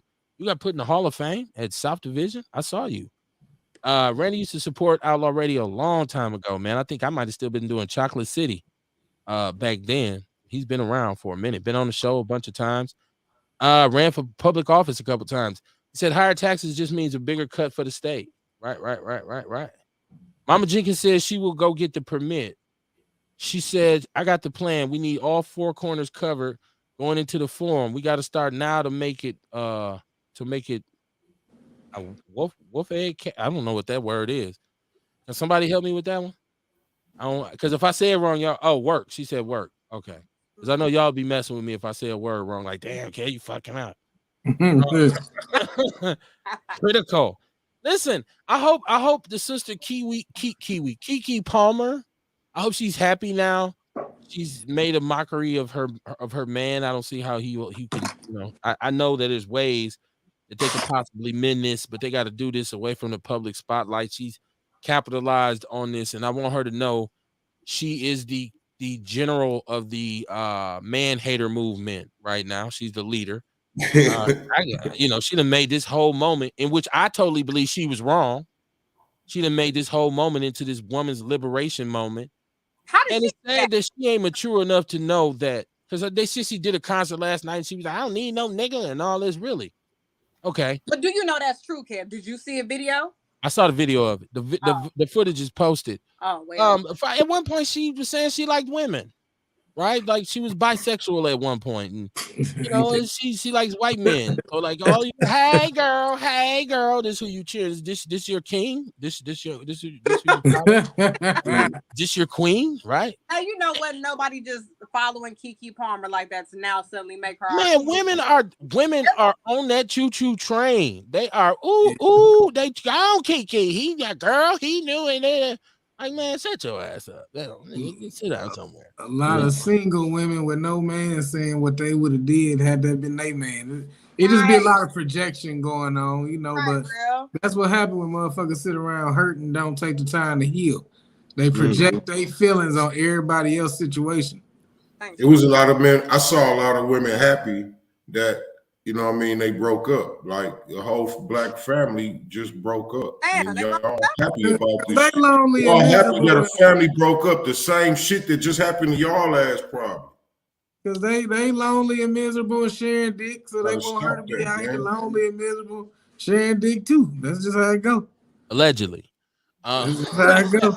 So you see the girl in Dubai that's in the jail now? Yes. I was just about to say, all you world travelers out there, players with a passport, have your ass in the jail somewhere in Mexico. You don't step right. She's in Dubai, and she's like touring, and then she gets into an argument with somebody in a rent-a-car place, and she yells at them, and she's in jail, and they won't let her out, and they saying she might even have to do prison time. Yeah. Mm-hmm. Yeah. Oh, you can't be doing Yeah, that. you Out can't there. be going. Hey, that attitude shit ain't cool. No. Right. That attitude shit ain't cool. Well, they said she was yelled at first. I guess it's like, and she said, "Oh, fuck you, Arab." And they said, "Oh no, you got to go." I bet it was a man yelling at her though. Well, you know, you got to yelling understand too. But you got to understand, in Dubai, they really strict. Mm-hmm. Rules and shit. You can't be affectionate with your woman out there. Can't have weed. That's why I never go, because You know what I'm saying? They strict as fuck. Like the women, they gotta dress like Muslim women. You know what I'm saying? When you go there. But you don't though, because that's what I thought when I went there. I went with all these long ass. Well, you know, I think maybe the. Well, I'm sure. I'm sure it's probably some spaces where you could go out there. Right. But you know what I mean? I was watching the show on YouTube, and and there probably was some more remote places. You know what I mean? Where they was, and they were saying they had to put that what they call it, a hijab. Yeah. They had to put a hijab, or they had to put the hijab on. They couldn't wear fitted clothes. They couldn't do nothing provocative. You know what I'm saying? You had to follow their moral code. And a lot of women were Courtney, you've been there, right? Like you went there. I did. Yeah. Okay. So a lot of women were covered up. You know, you could tell that they were probably traditional. They were married. A lot of the married ones with their husbands, they was definitely covered up, but you could see like a fat ring, a fat diamond, see some nice Gucci shoes or something, but they was definitely covered all the way up. But then you look around, there's other people just in regular clothes. So it was like real shit. Like whenever I see black girls going to Dubai, I automatically think like they going to get like peed on by a sheik and get $20,000 or something. Like, you know, I automatically think it's some sexual. Like, did you say peed on? She about to get you know, grown people piss. We don't pee, right? I got a pee. That made me think like, damn, she about to get shitted on real quick with this quick 40,000. No, you're right though, Rel. Look, there is a lot of that going on where they be, they fly you get flued in. Listen, I have no desire to go to Dubai. Why do I want to? I'm not that fascinated by Arab culture. Like I don't want to be in a country that'd be like being in a Arab mall, a shopping mall that all the stores is owned by Arabs. Like the Milwaukee Mall. Like I wouldn't want to. Like I'd be like I want to leave. There's obviously some to it. Now, Courtney, what was the best part about it? Because you was there. Man, I like the people. I like the food. I like the environment. It was cool, especially the food. You know, I really enjoy food. It was hot as fuck, so you couldn't do nothing. You pretty much stayed in all day to the evening. It was too hot to be in the world. But hot as fuck and no weed. I can eat at home. And then there was no weed. And then they don't drink a lot of here too. Because I know I had like a pint of some type of drink and I was barely tipsy. They don't really do no liquor like that. You ain't getting drunk. You ain't. Man, shit, I ain't going there for the heat and the food. Yeah, man. It wasn't none of, but it was cool. That was good. I like to see places. The shit I see on TV, I be like, I want to go there. So that'd be me. I be want to see shit with my eyes. I fuck with Costa Rica, Jamaica. I mean, like I fuck with places, but I want to go back to Dubai. Weed. Yeah, I go to Philippines, smoke some Philippine weed, see some Filipino. If I want to go to Mexico, I'll go to the South Side. If I want to go to Poland, I go to the far South Side. And if I want to see Asia, I go over here on 85th and Hampton. Right. Dirty motherfucker, boy. What an asshole. I shouldn't be hanging out with me, man. This shit is horrible. Let me see. You're right. She's young, but I just, sometimes you blow your nose to spite your face because who gets hurt in this is this child's daddy.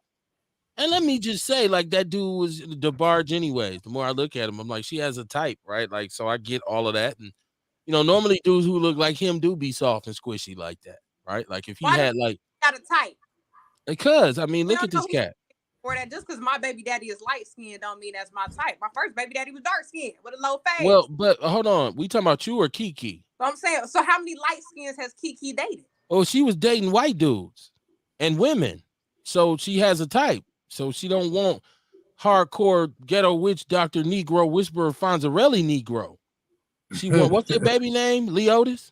Because any nigga who let you, unless that better be somebody important in your family, you talking about his name gonna be Leotis. Bullshit. His name will not be Leotis. She said, this is proof you can't go everywhere acting like a ninja. Yeah, that's true. Especially Dubai. They ain't having You the just bullshit. gotta know. It's like so many motherfuckers trying to travel and get pictures for the gram that they ain't doing their homework and understanding cultures. Right. So it like when I hear about her, it's fucked up. But it also made me think about, you remember the boy a while ago got his ass whooped in Singapore for spray painting shit. It's just like, man, you better know cultures before you take your ass somewhere. Got that ass tapped with a cane. With fucking cane and shit. Toe his ass up, right?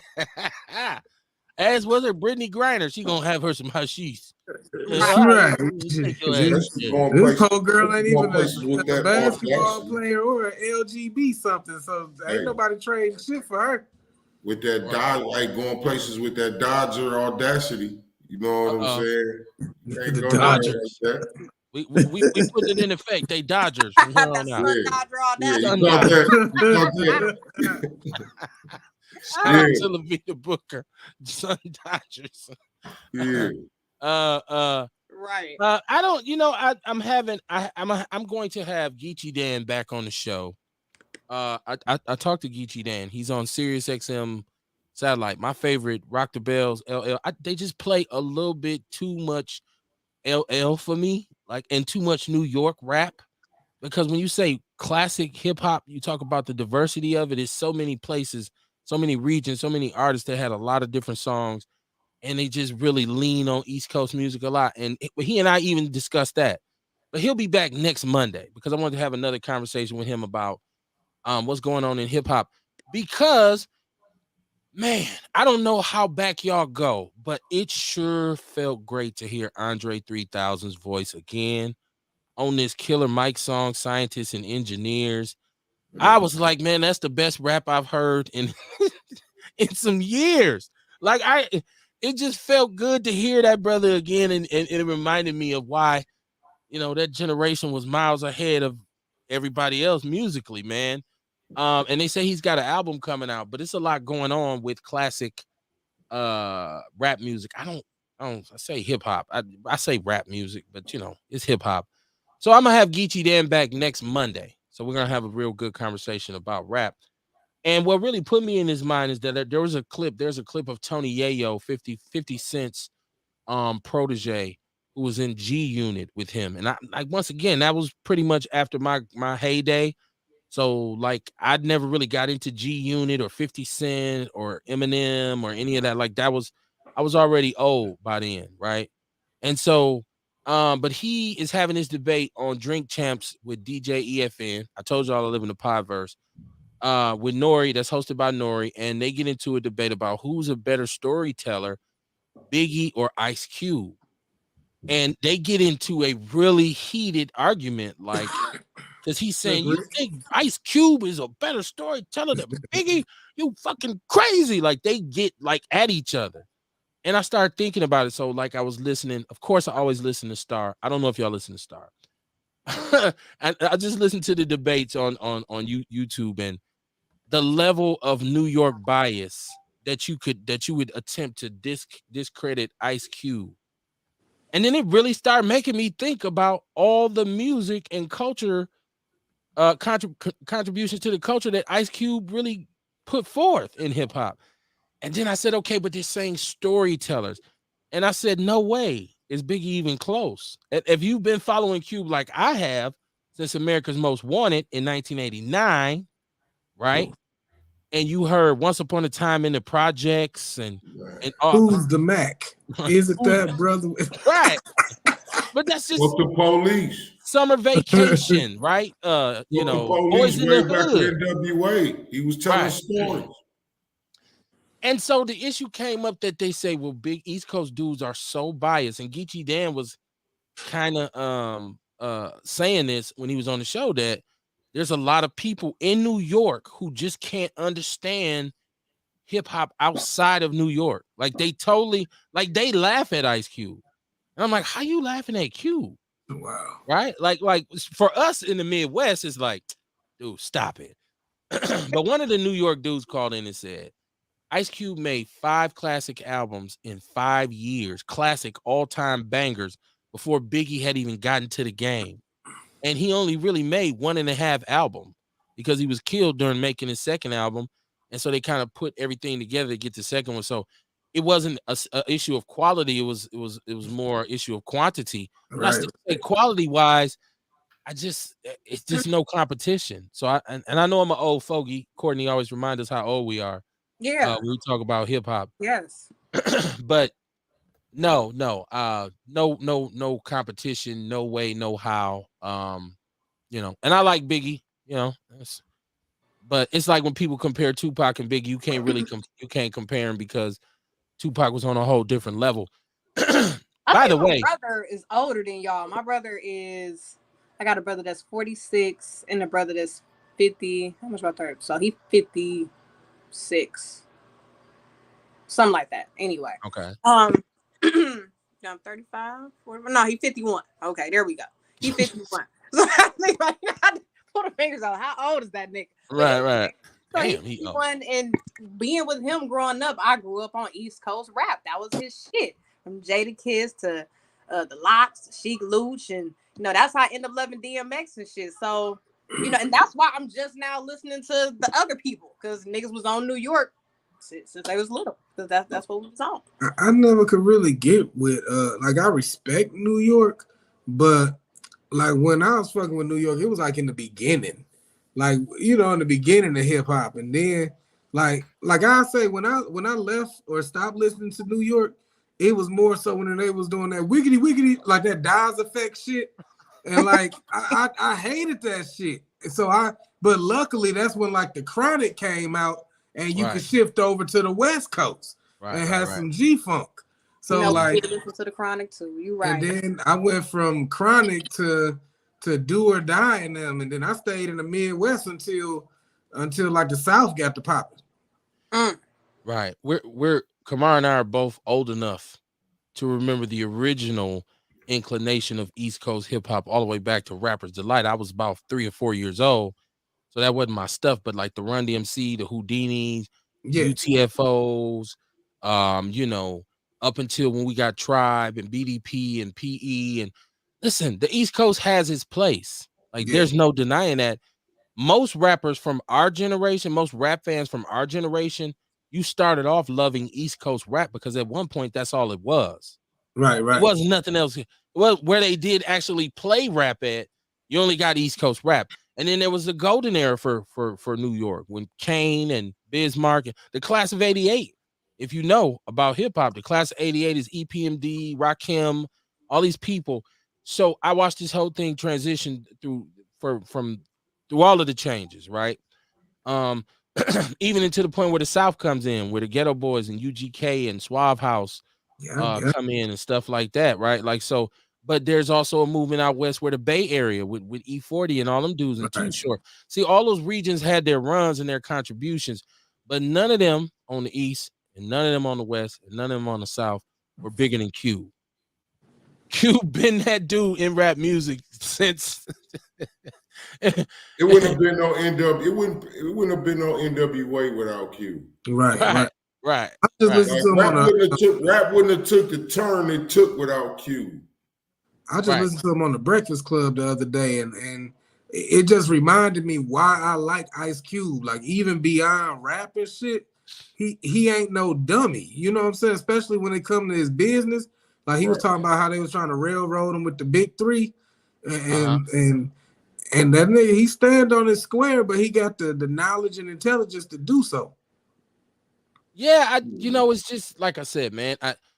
Cube has a song called Us, right? And if you ever listen to the song called Us, if you are a person that likes to hear rap music or hip hop that's about black people, pertaining to black people's issues, there's nothing Biggie has ever done that's even close to Us. Nothing. Now he doesn't have any song with the even just, and the song is raw. I think it's on Death Certificate. And when he say we'll always sing the blues because all we care about is hairstyles and tennis shoes. And if you step on mine, you push the button. I'll beat you down like it ain't nothing. But he also says, pretty soon hip hop won't be so nice. No Ice Cube, just Vanilla Ice. And you'll sit and scream and cuss, but it's no one to blame but us. Gotta go listen to it. It's like the music changed, but only it's us that's letting it change. And we fucking it up, right? You can't go out and kick it. You can't but do nothing. That's what he was saying on the Breakfast Club. He said now rap is basically anything you hear on the radio was selected by a committee. A committee of motherfuckers that more than likely don't look like us. And they tell you, oh no, we need a little more killing in this album, or we need a little more Percocets in this album. So be more like so and so and so. Right. And that's always happened. That's always happened in music, though. That's what they call cultural homogenization. That's always happened where you say, well, we were looking for somebody with a sound more like a Lil Durk. You know, that's how they come to you. They don't give a fuck about Lil Durk. They care about his sales. Right. They aren't no more. The East Coast has less garbage ass drill rap shit at this time. He said he has less garbage. The East Coast is heavy in the drill rap right now. New York is really heavy in the drill rap. TR said my boyfriend Ice Cube is a better storyteller. I didn't know y'all were dating. Vita says Tupac is her favorite. Tupac is everybody's favorite. Most people. Like, I mean, if you dudes just ain't close. His catalog, they say his family selling his catalog for $600 million. $600 million. Hey, it's timeless music though. It'll sell forever. Huh? Who is his family? Like his estate. No kids. He has. I should have said his estate. You're correct. It's his estate. He has a sister who was just here. Setua. She was just here. Setua Shakur. Shout out to Jasmine Tyler. Jasmine had her here, or Jasmine was working with her. I don't know how she brought her here. I don't know how she got here, but she was talking about health and stuff like that. But so his mom set up an estate. She set it up where, you know, the family is taken care of through the estate. And so the money that's generated now is supposedly distributed amongst his family. So yeah. And I don't know if his sister's in charge. I think they hired someone to be like, do all the business, day-to-day dealings. Because his mother, you know, she had built a big old ranch and a museum and all kinds of stuff for, you know, so she been getting paid. She checked his money. She made sure that money came back to where it's supposed to be. She sued every goddamn body involved. You with the t-shirt, you get your ass over here too. So everybody had to check in. He wasn't playing about her son's legacy. Dion says Biggie is better than Cube. Okay, difference of opinion. Disagree. I disagree. I don't think Biggie's even close as a storyteller because he can have one song because to me the I got a story to tell. I get it. Nice song, nice brilliant song. It's just one song, you know. Then Biggie would say some stuff that was kind of suspect sometimes, right? You know, you look so good. I suck on your daddy. Yeah, I'm cool. Mr. Wallace. Doesn't take away from him. I mean, he was a great rapper. He just wasn't around long enough. Right, you can't compare somebody who had 1.5 album to a dude who got 20 and 15 movies, and there's no comparison.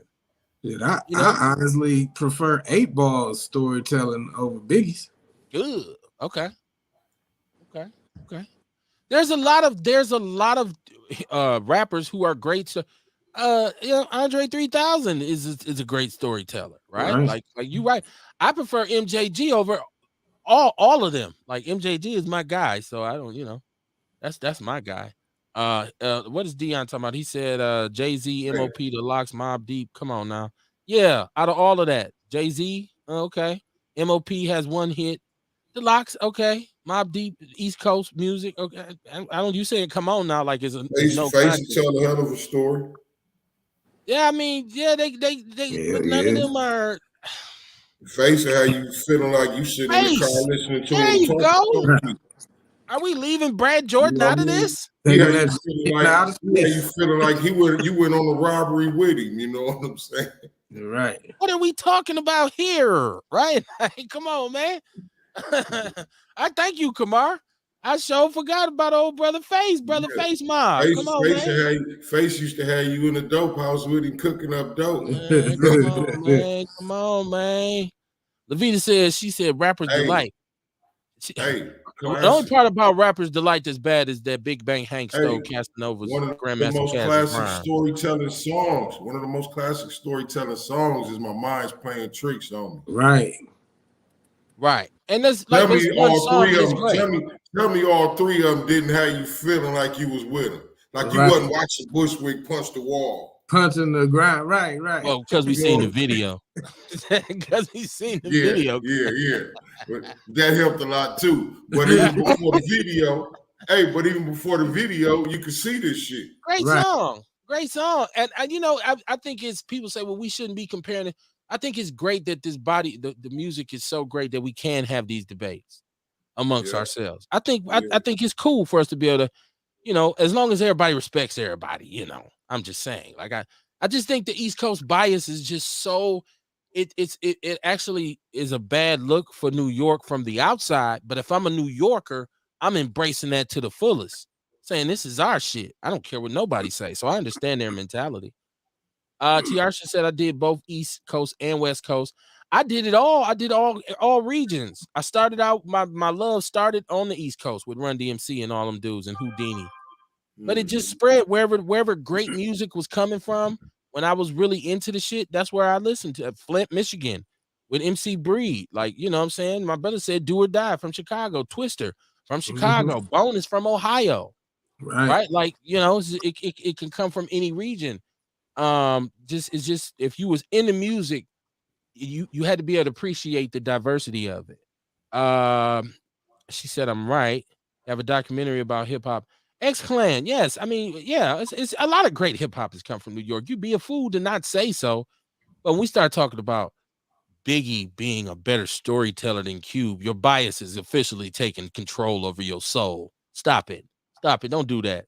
Like we just said, we didn't even put into effect that this man wrote all Easy E records on NWA and all this shit. Stop it, man. Stop it, man. Come on, Boys in the Hood. I do believe that's a story song, ain't it? Boys in the Hood. Ice Cube changed the course of hip hop from telling stories about life on the West Coast. Jay-Z, Q-Tip, Master P, Run DMC, Snoop Dogg, My Boyfriend, Ice Cube, Sugar Hill Gang. Yeah, everybody got who they love. Everybody got who they love. She said A Tribe Called Quest, another great group. Mike said, "Wow, shout out to Big Mike, man. I see you with your picture, Mike. You in there looking real, like, you know, you into it. You getting your sexy pose on for the ladies? He got his hat on. He said, yeah, my life, Kemet." I can hear Mike saying that. My life, Kemet too. Biggie's body of work is not large enough to compare with Cube. Thank you. Right, there you go. Right. And that has to be said. How she said, how didn't you know we was dating? I was on Jet and TMZ. Kim almost left him. She knows his wife's name. Right? Well, we know now that Cube is dating Tiarsha. You know, good luck to the couple, to the happy couple. All Eyes on Me is my favorite. All Eyes on Me is my favorite all-time rap album as well. I think it's the greatest single rap album ever created. People disagree though. I'm never shocked to find someone with a different opinion. To say, nah, Kev, whatever. I think it's all based because it's all very subjective. It's usually based on where you were when you got the music. Because I remember where I was when that album came out. I remember how it was to ride around every day and everybody you even encountered in the car was playing that album. And all you seen on TV and magazines and Tupac. Like, it was crazy. I mean, it was like every music show, everything was all Tupac. I was like, dude, I'm tired of seeing this nigga picture. And so I remember those days, right? And so, yeah, I remember, you know, traveling with just listening to it, listening to it to the nth degree. So yeah, you know, She says she likes Eminem. Never really been an Eminem fan. Can appreciate his skills. Not really a fan. Never bought an Eminem album. I've never even heard a whole Eminem album. I've never heard an Eminem album in its entirety. So I've never bought a Kanye West album either, though. And I've never heard an entire Kanye West album. A lot of this stuff came after my love. It seemed like after Pac got killed, my love for rap kind of shifted. I went back towards 70s funk. I got really, really into Parliament and Chicago soul and the sound of Philadelphia and the Los Angeles 70s and 80s R&B. I went back to that music. After Pac and that music, it started once the 2000s came. I really just got into funk, man. After that, I usually, if you got in my car, I was playing Parliament, right? I got into all of that shit. So, I like you know, Stevie Wonder and stuff. I got way away from hip hop. So that's why I say I missed the G Unit, Eminem eras and all that kind of stuff. I was riding around bumping Curtis Mayfield and shit. I figured like I got a Cadillac, I'm supposed to be playing this. So I was listening to Bill Withers and shit. So, you know, Al Green. Yeah. You muted, Courtney. I think that's where I'm at now. Right around. Yeah, you kind of go back and find the old stuff. Yeah, that's where I'm at. You know, but 50 Cent was popping though. If 50 Cent had a concert and his tickets was maybe $50 at the most, I'll go see that nigga. I'd only pay $50 at the most. I listened to that first 50 Cent I was album. just like, his first album was popping. I only listened to it for Dre's productions and Eminem. Like M and Lloyd Banks. I listened to 50's album for M, Lloyd Banks, and Dre's productions. 50 I could do without him, you know what I'm saying? But his features, I always like 50. See, to me, 50 even got on being a hater. Like, you remember he first came out with Wankster, and it was supposedly shit on Ja Rule for niggas who shot him and shit. But then after he kind of got rid of Ja Rule, he started pandering to the ladies and took Ja Rule whole little style. So right. I don't like to see after that. Yeah, he murdered his career. He murdered his career for shooting him. Yeah, I couldn't respect that shit. Yeah, I did. Somebody to be he felt like he was part of the clique that shot him. You know what I mean? So he murdered his career. So he talked about. I love how people talk about he murdered his career, but there was a federal indictment in which that Ja Rule couldn't respond to shit. So really, I don't know if the feds, but I don't know if 50 did it. I think the feds had more to do with putting the squeeze on Irv Gotti. That's how it played out. Yeah, you know. Back then, he was right along the singing like he was shitting on Ja Rule for doing. But the funniest part about the whole era was he was singing and shit on that first album. Right, you know right. I mean? I that, you know what I mean? I always like this swag. You know what I mean? The way he talks shit. He ain't scared of no more. I was teaching school when 50 Cent came out. So I was kind of like, look at this effect that it's having on these kids. Yeah, I was already getting old, right? Like, so I'm like, it was like, what the young folk listening to? So I was still fairly young. I was in my early 20s. Yeah, I felt like I was an old man already. Like, is this what they doing? Why they dressing like this? These big ass t-shirts and shit and these big ass pants. It was a weird time. Most of the rap during that time was garbage. The classic rap was gone by then. You know, it was garbage. Some 50 Cent, I like Many Men. But we also had Ludacris at that time. But Ludacris, even though his shit was kind of wild, Ludacris was fucking. It was okay. Young T.I. was coming along. Ludacris is underrated. Like Ludacris is very underrated. He was fire. Yeah, I like Young T.I. I like trap music and urban legend. Yeah, you know, that was Cadillac music back in the day. I like T.I. I like the way he talks shit too. Yeah. But you know, I like them niggas because you know what I mean, they hood, but then they smart too. Right. You know what I mean? One of them no dummy by far. Right. Said I did it again. Mott. Why don't you just Levita. say man? I gotta say Levita. Sister Levita. She said, I still think X-Clan was the Black experience true storytellers.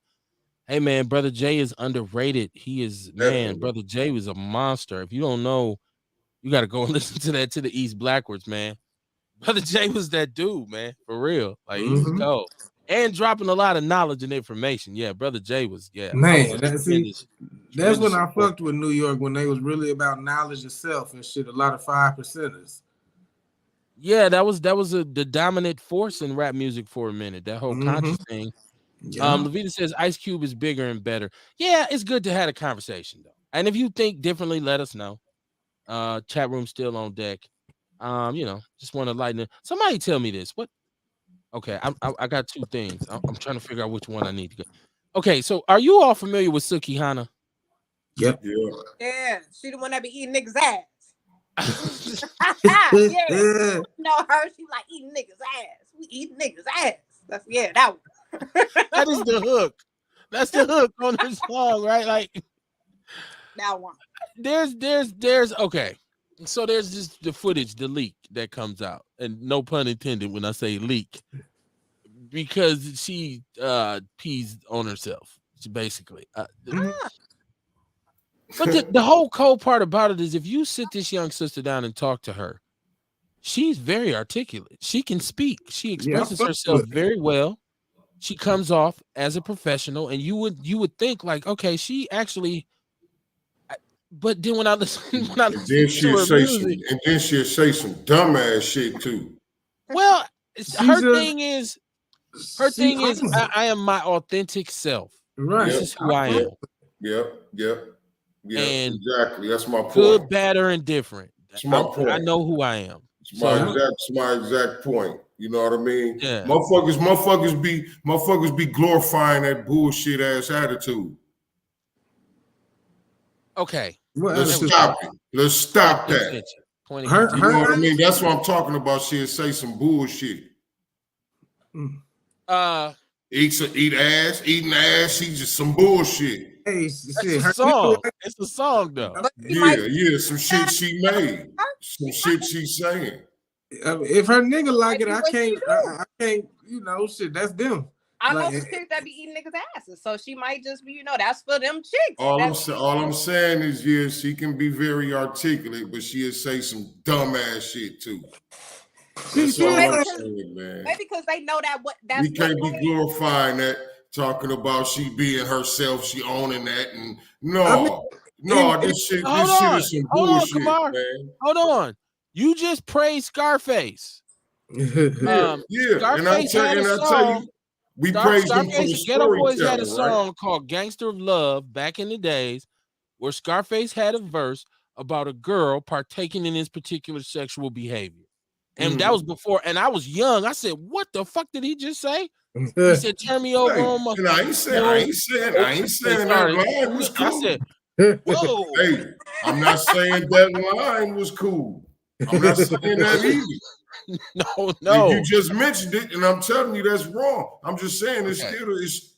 He don't say near as much dumb shit as she do. But she do say plenty dumb shit, and I mean, even though she is being her authentic. Come on, man, stop taking up for this bullshit. It's like she could be educated at the time. She is definitely hood radish. I mean, as much as she talk about eating niggas' ass, she got her ass ate on stage. Shit, man. Like, I mean, she stop that. Stop that. She just her. I look at it like this, like hood rat.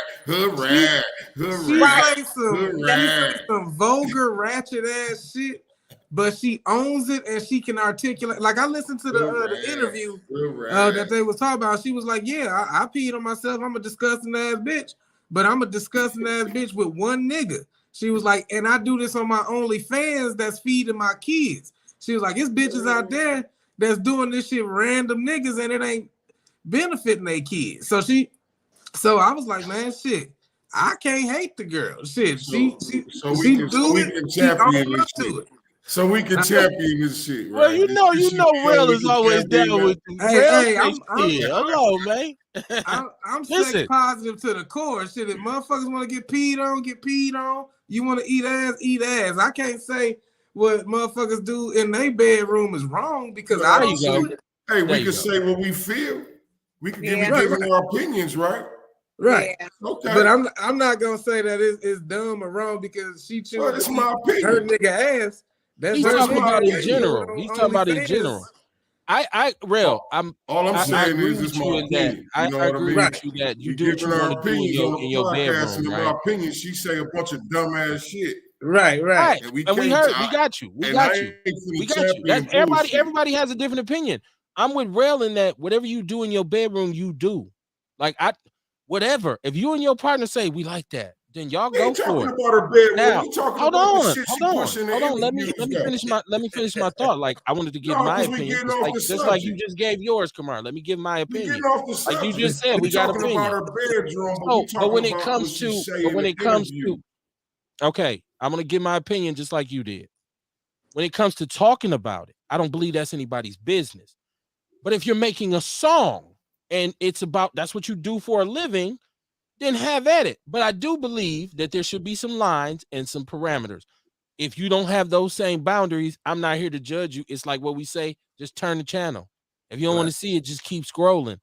I just think that we talk about a moral compass today in today's society, and where's it at?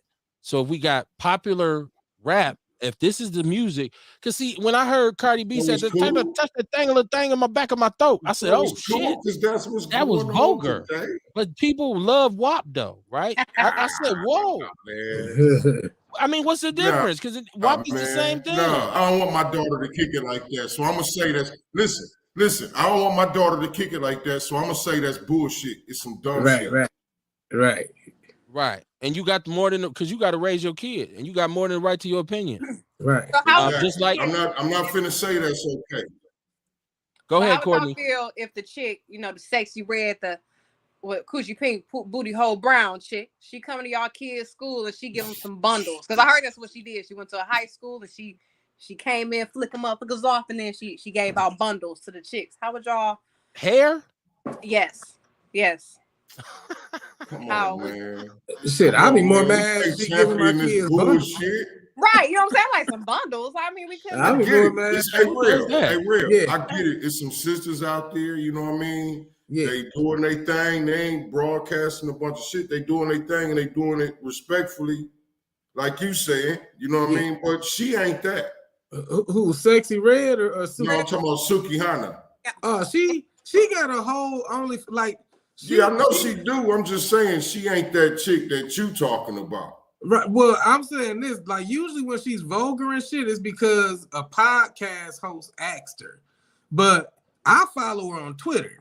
So I seen her sucking dick and throwing up. Like, you know what I'm saying? Like I seen the shit. To me, she's an adult star that raps about the shit she do with her one nigga. I can see that. One nigga. She only fucking and being nasty with one nigga. That's cool and all. That's cool and all. And getting paid for it. I commend that shit. I need to throw me and my lady tapes up there. Hey, look. I feel like, hey, listen.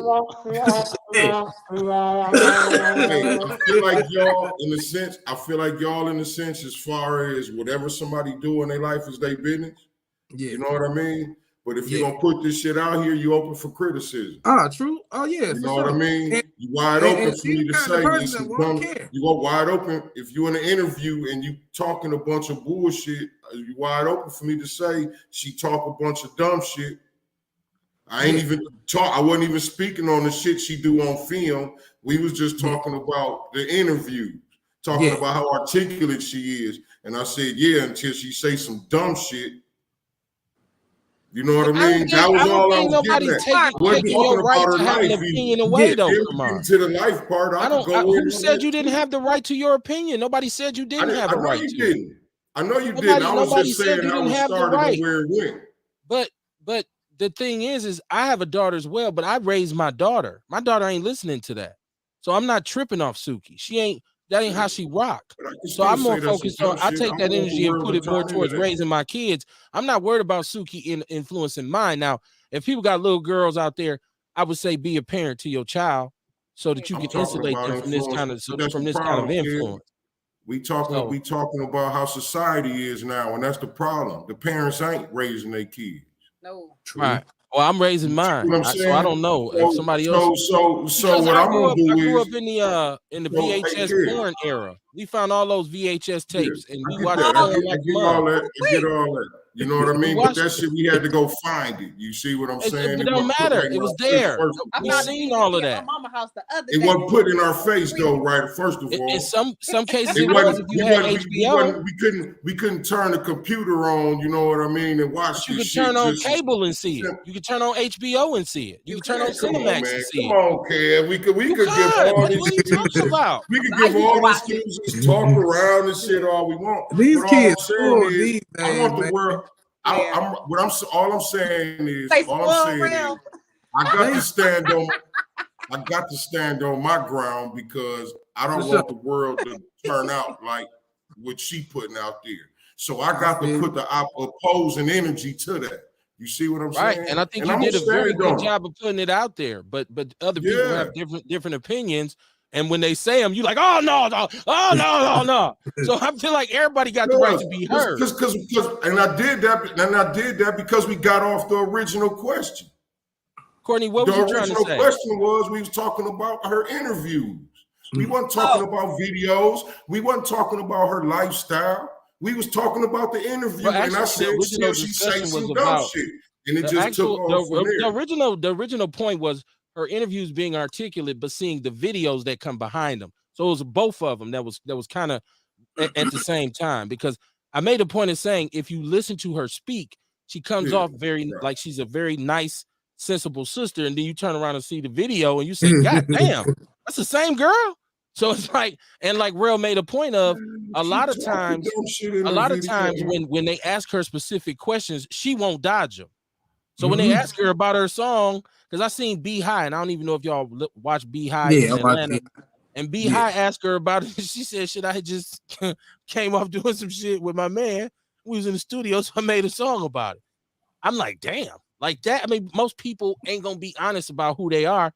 You got people who will put up in front that they so morally righteous, but them be the biggest freaks creeping behind the goddamn in the dark trying to get somebody to eat their booty. Or trying to eat somebody's booty. Motherfuckers be getting trains ran on them left and right. Yeah, man, they also ain't influencing. They also ain't influencing a bunch of easily influenced people.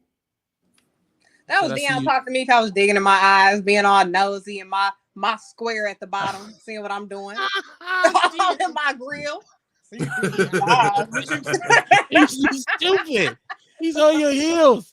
I'm tired, Being gay, he said, "What's up, homies? Fins up, homie. Yeah, being gay. Gallego. Somebody help me out. Y'all know I'll massacre it. Gallego. I was finna say Gallego.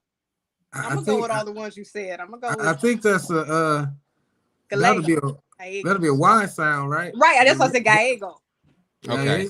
I believe. Yeah, I think she said we didn't have cable back then. We had VCRs and beta back then. That's what I'm saying. I've told this story a million times. Riding my bike through the alley in my neighborhood. I used to just one alley where you could jump. You know, we would find a jump where you could jump on the dirt bike in the alley. You know where that location is. I jump. I see a box. I look down. Avid reader I was at this age. What is this? Boxes of Penthouse magazines, Hustler magazines, Playboy, and I guess he was throwing them away, but there was no need for them to be thrown away in my eyes. So I took all 3 boxes to the crib, and me and my brother kindly distributed them to the neighborhood. My mom found them, man. She found them and was like, she explained this to us by saying, "These aren't real people. These are blow-up dolls. Nobody would allow somebody to take a picture of them like this in this pose." And that worked for about 1.5 years, because I must have been about 7 or 8. But I'm just saying, corruption has always been here. We had more access to it than my father and them had, and he had more access to it than his father had. And now our kids can pull up pretty much whatever they want on their phones. Right. But once again, I think you have to be a parent to your child. Like my daughter's 20. So I can actually have a conversation with her about how bad this music is. Like she'll let me know as a young lady, like, "Dad, this is how I feel about it." But if she said that's my favorite song, what could I do? I'm gonna whoop you. You 20. Like you on punishment. Like no more going out for you. I don't know. I just thought it was very interesting that she speaks and is able to articulate herself very well, but then, like my brother said, she said, "I'm a disgusting person."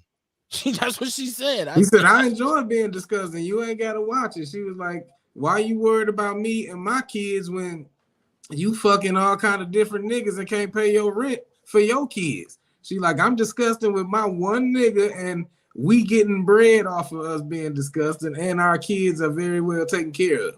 I was like, shit, no further argument. Shit. But what it extends to is you see these youngsters now, it's very funny for them to dry hump each other. Huh? You see the NBA boys? Y'all didn't see this? Well, See, that's what I'm saying, man. I live in the podverse. I see everything. There's this video. I can't remember what team. Somebody out there help me out with what team they play for. Oh no. These young NBA players, they're playing around, but they are dry humping each other. Like one has one on the bed with his legs over his shoulders, and he's like these two like guys, don't you? Yeah, they playing around like it's funny. Suki for them niggas being gay? No, I'm not blaming that.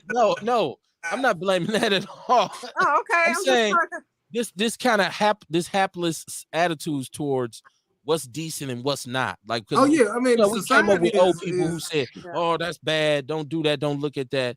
And these youngsters now, it seems like the line is blurred when a young lady can make a song called and it's a hit. Right. Yeah. All this hood rat shit. The issue is society and these children are being it's fucked up because it's imbalanced. They're being over sexualized, but not fully understanding sexuality. Like motherfuckers having a whole lot of sex, but it's still confined in a little ass box because everything is taboo. So they fucking everybody, but ain't even fucking people to the fullest because they only they stuck in what they gonna do. So that's the issue.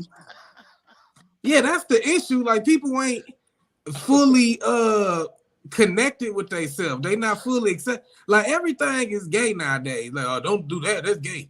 It's like, what the fuck? Like gay is being sexually attracted and gratified by the same sex. Sexual acts ain't gay.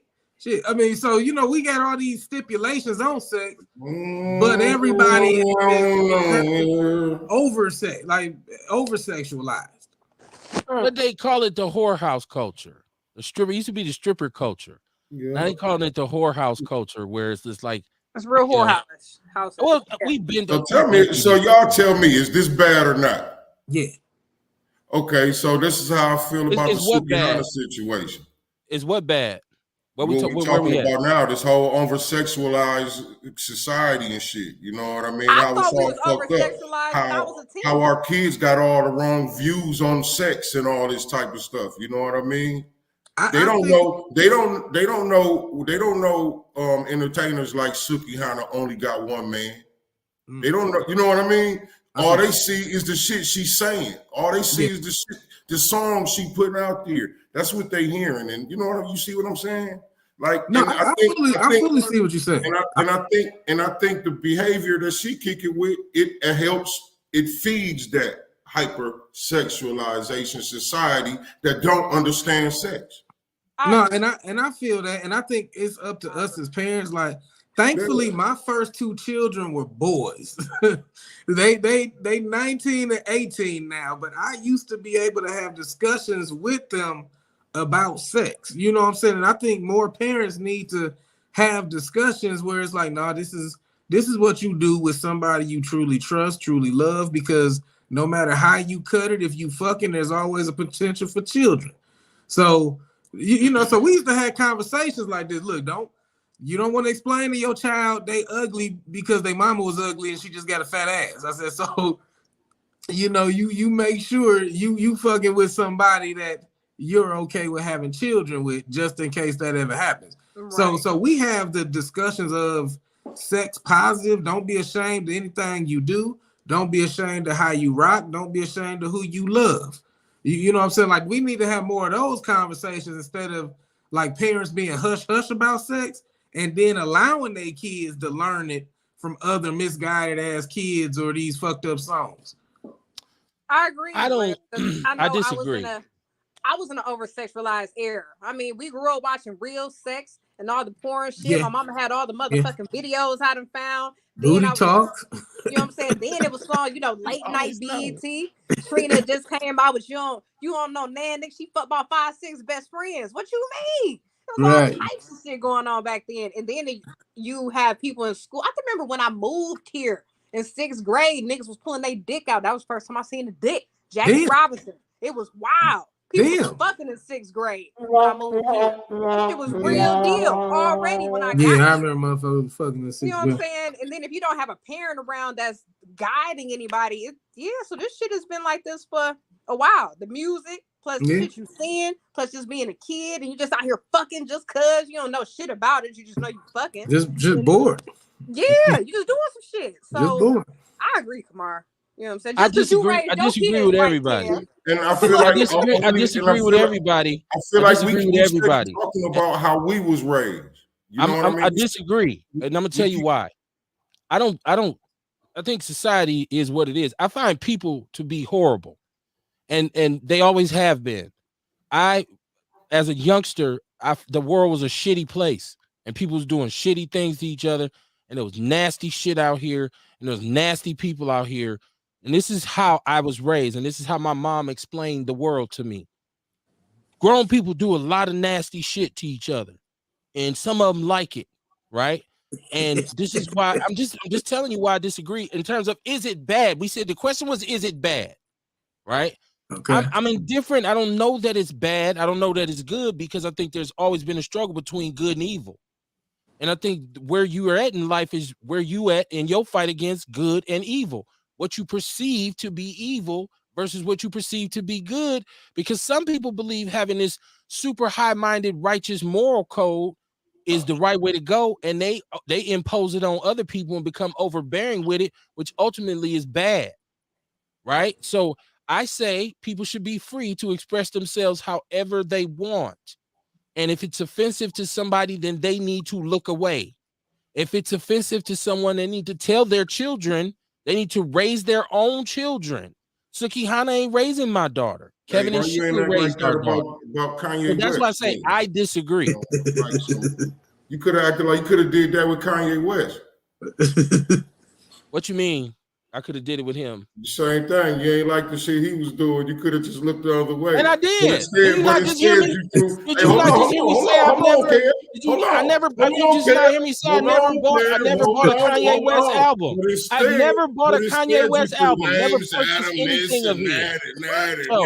I don't know. Same shit, man. I don't support Kanye West. What the fuck you talking about? So I'm just saying it's the same shit. That's my point. He got the right to say what he wants. He's just not gonna say it in my shit. But that's my point, man. That's it right there. Damn.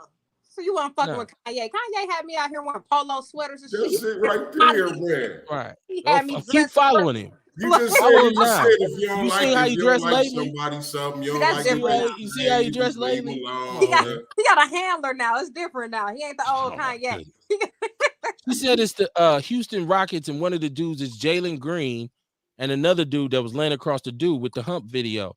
I was really the hump video. I was just really bringing that up because I noticed that these right now we are in an era where people say, this is what I do. I mean, if you got a song with, I was listening to Luke too.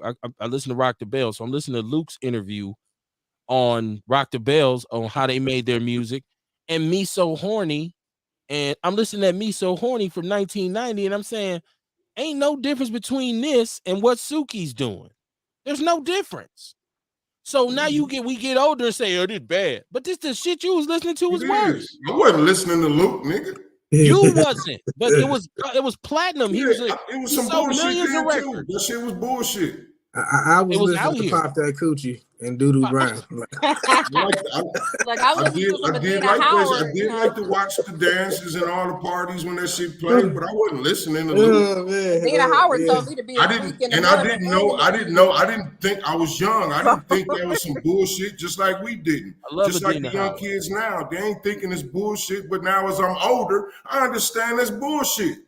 Mm-hmm. I don't know. I think it's young people being young. Shit, I feel like it's bullshit. I done grew up. Said, it's Suki. She said, I just learned about this Silky rapper on this show. I've never heard of her till now. This is my sister, Levita. She said, my children are 41, 39, and 30. I never heard them talking about her. Yeah, well, you Google it. But this shit been around forever though. Like even what's that song? Damn. Her name was just on the tip of my tongue. Well, wait, hold the fuck on. What? She said I talked about, listen, when Kanye say some stupid shit about slaves choosing to be slaves, we did have a show about that. And I did say I don't support his message. And I also said, like I've never purchased a Kanye West album, never purchased any of his clothing. So I just said change the channel. Can we put up Dion's comment? Can we put that up right now? Can we post that? Which shit? one? The one he just said. I want everybody to read that shit right now. Put that shit up. I dope dated a lot when I was younger. What the fuck, Dion? I respect his realness. But ain't that usually two crackheads, or is that the dealer and the crackhead? Right, I dope dated a lot. God damn it. That's the cap on the whole situation. He said I used to dope date when I was young. Oh my God. When I was about 17, I used to work with this dude. He was about 40 something at the time. He was the first heavyset crackhead I ever met. But he used to say, yeah, I dropped my daughter off at elementary school, and I go hit Lisbon and find me a $2 hoe, and we share a crack rock. And I dirty is so dirty. Like, man, if Please Give Me an STD was a person, right? Levita said Cube made Nappy. Yeah, and Cube talking about an underage girl on Nappy Dugout. Oh no. Yes. Giving up the Nappy Dugout. He's talking about gang banging an underage girl. Yeah, and now that we older, we understand how it was bullshit and we disagree with that joint. Yeah, but I'm glad I got to hear the song. It's still a dope song to me. Lucille Bogan. We thought it was dope as shit. It's still dope. If my kids ain't in the car bumping the shit out of that. And how many? It was a nice girl. Now she is a slut. I'd be in the car like, doom, doom, doom, some people dangling. Come on, man. I'm good group for that. And now they make it with your daughter. Hey, it done got worse. So they talking about brown booty hoes now. Hey man, listen. Too short. So again, we see what happens. It only gets worse. No, but that's what I'm saying. It'll die down though. It'll hit a crescendo and it'll die down because everybody's gonna become moral police. Right. It'll be cool to be a moral policeman for a minute, because even when we got to the Luke stuff and Tipper Gore and they came out and putting out a record like labels on the albums, everything go in cycles. So pretty soon it'll be a movement for purity. And I don't want to be a thought. It's already starting with India, Irie, and now they starting to denounce twerkers. Like, oh man, Megan Thee Stallion, them twerking at the Essence Festival. That's just all the wholesome, those type women. Because the motherfuckers that want to twerk and pop that ass, that's what they want. You can't be like, just because India Irie says something, they finna stop popping that ass. No. But it's the beginning I think she's just talking about at certain events. Right. Time and place. I don't think time and place. Stop shit because people want that. Like Essence Fest, they probably shouldn't be at the Essence. They probably shouldn't be at the Essence Fest. Why not? I mean, because you got a bunch of older folks that ain't come for. But I just have Megan Thee Stallion there then, because she should be there for the older folks. That's my point. That's what I'm saying. I just that was one of the issues, and that Megan Thee Stallion that day they had the worst sales that they ever had. I just see Kirk Franklin dancing like a stripper. They gave away all the tickets to the HBCU students. So did you see that, Real? Did you see this Kirk Franklin video where I'm like, whoa? So apparently, I ain't see that. It was bad for the Essence Fest. He's dancing. He's dancing like he's in the club. But I do want to make this point. I grew up in the Baptist church. Okay, there was a whole lot of shaking going on. And the people who was like the most morally, like the people who that's bad and I don't want that filth, and they was the dirtiest motherfuckers. Yeah, they was the ones who was coming up getting somebody else's wife pregnant and getting beat up outside, and the old people wrestling in the back, and we was little kids. We didn't know. That's why I say the world is a horrible place, and it's full of horrible people. It always has been, and I don't think it's any worse now than it's ever been. I read Iceberg Slim. Pimp, The Story of My Life, which is one of my favorite books. He talks about the 1930s meeting a woman here in Milwaukee who turned him out sexually and done all kinds of things to him that he said was just totally unfair. And that was the 1930s. So it's been a level, being a pervert has always been here, right? So I don't know. We would say it's good, it's bad. I don't know. I said I don't think it's necessarily bad. I don't think it's good. I think it is what it is. People just ain't shit. Like, you be careful who you leave your kids with, man. You know, you can't eat everybody potato salad. That's why you don't eat at potlucks. You don't know what the fuck somebody doing at home, man. Yeah. You putting jizz on sandwiches and everything. Go ahead. This a blues song. It's Lucille Bogan. It's called Till the Cows Come Home.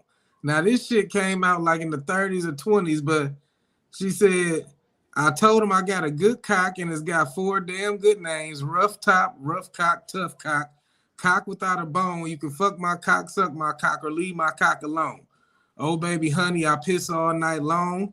You can fuck my cock or suck my cock, baby, until the cows come home. This is Till the Cows Come Home. This is like Lucille Bogan. Y'all never heard that song? It's a blues song. I noticed some notorious blues songs that get real. Listen, Blowfly. I'm gonna tell you who. Google Blowfly. One of the original rappers that we talk about rap music. Blowfly is extremely explicit. Early 1970s, right? And had been a songwriter, doo-wop, and R&B through the 60s and all that. He got to the 70s and said, shit, it's the free love era. I see he got the Pooh Shiesty mask on. He looked like a freak. Blowfly is something else. Hey, listen, hey, Blowfly, boy, this bedazzled Pooh Shiesty mask. Dion said 18 to 88. Who said that? I take him 8 to 80, dumb, crippling, crazy. That was Big Daddy Kane, right? You know, it's always been everybody's crew always had one pervert in it. Right? Like, I had homies when we was young. He said, she old enough to pee, she old enough to mess with me. We'd be like, ooh, dude, get out of here, man. Like, so I'm saying, I get everybody's point. Like, on the surface, this looks like the worst shit in the world, right? Because Sukihana is peeing on herself, or she throwing up, you know, doing what she do. And it's like, man, that's horrible. But I just think it's so much more horrible shit going on. Like, I don't know that that's the driving force behind I wasn't evil talking on about the her lifestyle. I was just talking about the shit she be saying in her interviews. Again, it seems like what she say in her interviews and what she do on video is one and the same. If she say I'm eating niggas' ass and then she make a video of her actually eating the ass, it's like, damn, she true to her shit. Y'all get mad when rappers ain't authentic, right? Y'all want to keep it. Now, recently she was talking about she want to fuck Dr. Umar. Yeah. I remember that. He responded. She got a nigga though. That's why I'm like, are we sure she has a nigga? Because she was out here talking about she got one nigga though, talking about who else she'll fuck. Man, come on, man. Like I said, but that just goes to say, like I said, she'll say some dumb shit. Well, certain people say they don't even believe in monogamy. How many people that are enlightened say I don't even believe in marriage? I don't believe in monogamy. I think we should have 7 wives. All those high-minded Arabs over there in Abu Dhabi hold their women to a standard, but he got 7 wives. She didn't say that because she bragged about how she talk about one nigga. Shit. She said the OnlyFans were with one man. That was her man during the pandemic. She bragged about having one nigga, is what I'm saying. But then you catch her saying some dumb shit like, I fuck Dr. Umar. Candy liquor. All I said was she'll say some dumb shit. Yeah, you right. My Levita Marvin Cease was a fool. Candy liquor. Oh my god. Listen, man, I be stroking. That's what I be doing. Oh, people disgusting too, man. Y'all be surprised to find out a lot of y'all grandmamas and great grandmamas was sluts too. We don't want to admit it. Like, damn, you don't want to think that your grandmama was a flipper. But a lot of y'all are descendants of whores. I'm sorry. I didn't mean to hurt anybody's feelings. It is what it is. Mm-hmm. And if you're a woman and you want to get it in, get it in. If you're a man and you want to get it in, get it in. I don't want people to judge me. Because I'm here to tell you, fuck them. I don't give a shit what nobody think about me. And that's what I like about Suki is that, hey, I am who I am. Now, you gonna see Kev peeing on himself on the web and all that? No. But I'm one who says accept me for who I am. So when somebody else said, I say, okay, well, you the pee-pee dude. Like, you like to be peed on. So what's the Young Miami said that? She said, I love a golden shower.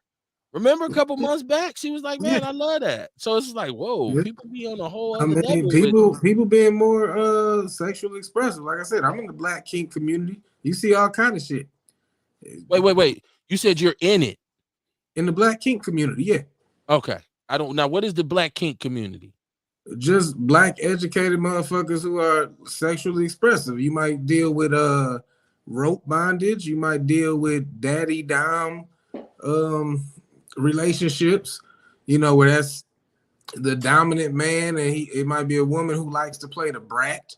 You know what I'm saying? Like there's all kind of different dynamics. You know, people do their own thing. That's right. So like BDSM. Yeah. Okay. I like this blowfly. He all right. I can see, you know, when we get off here, I'm turning on and it's all right. Blowfly got a couple jams, man. He was just an old dude who was just nasty. Listen, some of the nastiest conversations I've ever had in terms of like talking about women were with my uncles who were way older. And I have an uncle right now that would make everybody on his show blush if he came on here. And he got to be 60-something years old, but he don't. Since I knew him since we was little kids, he was a male Suki basically in our family because he'd walk in anytime and say blah blah blah. My mother be like, "Oh, get out of here talking like that." He'd be like, "Chill." Well, that's how I feel.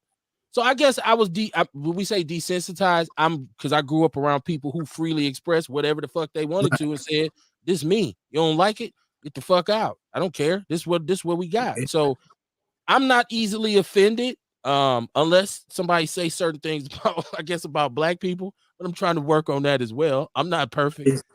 I did talk about Kanye, but like I said, I don't support Kanye. But it was a hot button topic at the time, so I have a show. So sometimes I talk about shit that I never even look at again. And you hear us talk about shit on here. First of all, I don't listen to Sukihana's music.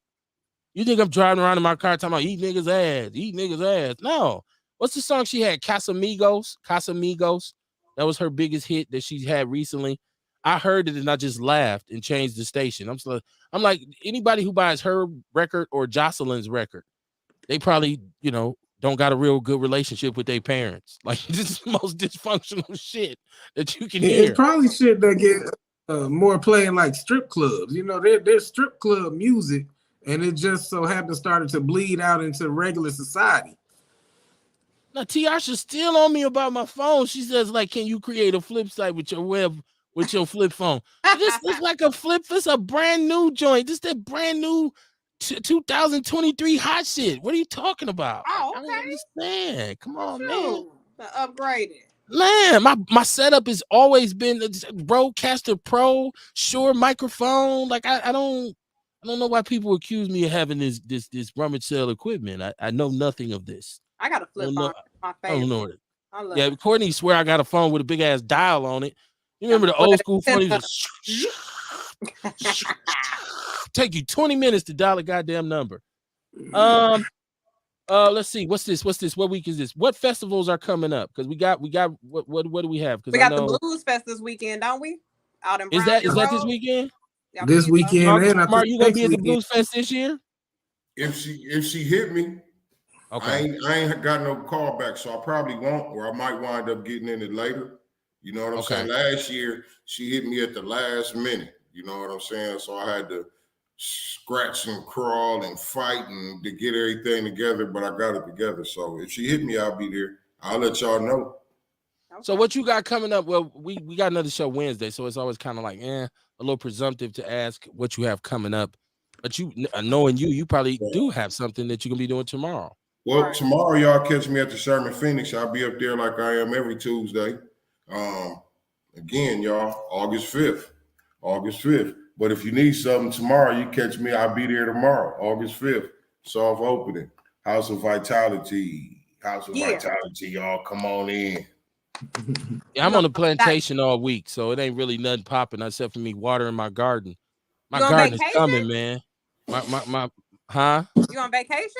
I said I'm on the plantation. Oh, I got to work for Massa all week. I ain't free yet. I still working. I got to go get in the field in the morning. I got cotton to pick. So I'm gonna be there for most of the week. But I got this garden, man. It's crazy. My garden is, I'm city boy doing some country shit. So that's really what my week be about, just chilling and working. And my son is starting his senior year football. He had a passing tournament last Saturday in Jackson, Wisconsin, and I was there. I got baked in the sun. sun, I don't know. You get older, the sun just zap all your energy out. Cause I came home, but I did come home and then barbecue. So I was from being in the sun all day to wait, no, I didn't. I'm lying. I barbecued Sunday. But it took all my energy. But my son did have like 5 touchdowns in 4 games, like really deep bomb. Ooh. Like, man, 50 yards apiece each time. I was like, damn, you come that's how you coming this year? Yeah. That So was more than Al Bundy. hey, right, type shit, right? Right, but it was I don't know, man. You know, it's something about being a parent. That's why I would tell everybody. I get people who say I didn't want kids, I didn't have kids, but it's just something about being watching your child work on something and then becoming successful at it. So it was really just crazy for me to think back to when this dude, he's 17 now, it's about to be 17 next week. And I remember him being 5 years old, following me around while I was trying to coach and wanted me to throw the ball to him. And just, Daddy, come outside in the backyard and just always constantly on me about, can you help me? Can you set up some cones so I can run through them and all this? And just when I was seeing him walk them dudes to the end zone on Saturday, I was saying, like, damn, he been at this a minute, He's put a tremendous amount of effort into it. So I was very proud. It's always rewarding to see your kids start to do things and you say, man, he really starting to get good at it. So I can't wait for the season, man. I'm about, I'm kind of sad that this is his, senior year and I ain't gonna be no sports dad no more. I guess I get somebody else kids and start going to their games and shit. Like you doing good, little dude. Yeah. Courtney, what you got coming up this week? Ooh, nothing. I just got meetings, going to see some girls at the detention center. Had a class today, but nothing where I'm gonna be out in the world. Y'all ain't gonna see me out in the world until the next night market next month. Then at the end of next month, my juices will be in store in the 3rd ward. So when we had that opening, I'm gonna make sure y'all down there. So it's like it's a party. Everybody get some juice. Ah, Yeah. All right. yeah, Fucking with y'all, I'll be all over the city. yeah. Going to openings. Y'all be opening shit, right? Right. You gotta be outside, Kev. Man, I be outside, but it just be in my yard or in my Wait, I got garage. an interview with Rail coming up. That's this week, Rail.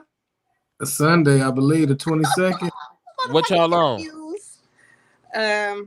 So I am working with the Wisconsin Black Chamber of Commerce, and Ruben Hopkins. He has a network on Roku called Explorers TV. If y'all look up Explorers TV on Roku, it's a channel that you can download. There's all the interviews and shit. I'm going to be on there interviewing. So when I interview Rail, that will be up on there. You can watch it on Roku and things like that. Yes. Yeah. Yeah, I see Rel on all kinds of different shit. He don't shout the family out, but it's all good. I can't hold it against him, People feel how they feel, right?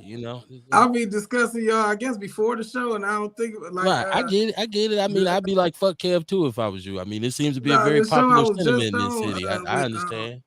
With Cam Beats. I was just telling him about it. I was like, my boy Kev got a podcast, and he real big on this 50 years of hip hop. Because if you go to the Sherman Phoenix, if you go downstairs, all his artwork is there, and it's like the 50 years of hip hop. He painted like different artists and shit. So I was like, man, I'm sure they love to have you on the podcast.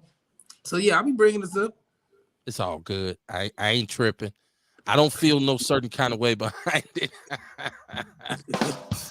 Look, I think, but so many discussions we have on the show all the time. It's important for people to know your opinion is always valued, and you have the right to do whatever it is that you want to do. I think you just have to make it work for you. We always worried about the wrong shit. Like people always trying to tell somebody else how to live their life, and it's like there's people who don't agree with what you do or what the other person does. And I've lived long enough to see these people who live on these tremendously high pedestals fall. So it's like you really got to take everything with a grain of salt. But I do believe there's a such thing as positivity and negativity. But when you have a situation where you have children or young people who you trying to impart some positivity on, I think you got to be proactive in trying to steer them clear of that, or either explaining it to them so that they can understand it. I really, really will never forget my father really seeing me being captivated by gangster rap and really pulling me to the side and explaining certain situations to me and giving me clarity on it so that I knew when I listened to that music that it was just music, or I knew that what they were talking about wasn't something that was positive. Now, later on in my life, I still made some decisions to go towards that, even though I knew it was wrong. I still wanted to embrace it. I still wanted to feel it. I still wanted to see what it was like. And I got out here and I experienced things. And so that's why sometimes, yeah, it's good for you to police youngsters. It's good for you to raise, especially kids. It ain't no substitute for raising them babies right. But people gonna be people. You do the best you can, man. People gonna learn. They're gonna grow up. They're gonna gravitate in different ways. You just have to do your best as a parent to make sure that they put in situations where they can avoid it. Now, once again, I don't see anything wrong. See, I think it takes both kinds of people to make the earth turn. I think you have to have people who gonna speak out against things that they would see as bad. I think you have to have people who gonna do what they feel like they want to do and don't give a fuck what you think about it. But they say variety is the spice of life. That's pretty much it for me. That's why I don't tell nobody what to do. I think it's up to you to protect your business, though, because like Kamar said, the minute you put it in public, it's subject to criticism, and you can't get upset about it because it was you who put it out there. You ain't got nobody to blame but your motherfucking self. So do what it is that you do. And if somebody else finds out about it or you put it out there and they criticize you, don't get mad. Just keep it pushing. And I always say, man, I always say that I always say that it's very important, man, that you have something to stand on. It's important for you to have some beliefs. You got to stand for something. You'll fall for anything. We all know that. And if you overdo anything, it's too bad. There's nothing wrong with loving sex. It's something wrong with being obsessed with sex. There's nothing wrong with having sex, but then you can get a little bit too carried away with sex too, and people can get hurt, or you can hurt other people against their will. It can become too much. There's nothing wrong with Burger King, but if you eat that shit every day, you're gonna be sick, right? It's just about you trying to find some center for yourself, some ground for yourself, and center yourself, and do the best you can, man. But it really comes down to what we're gonna do about our community. And if the influence that we put out here for our kids, the negativity is harming them, then I think there's room for people who are against that to come out and take a stand for it. Right? Everybody has a lane in the revolution. That's what we always say. So I welcome anybody who's gonna say, Kevin, I'm gonna tell you why this is wrong, and I'm gonna tell you why I don't want our kids exposed to this. I'd probably tell that person, well, I raised my kids. I didn't allow Suki to raise my kids.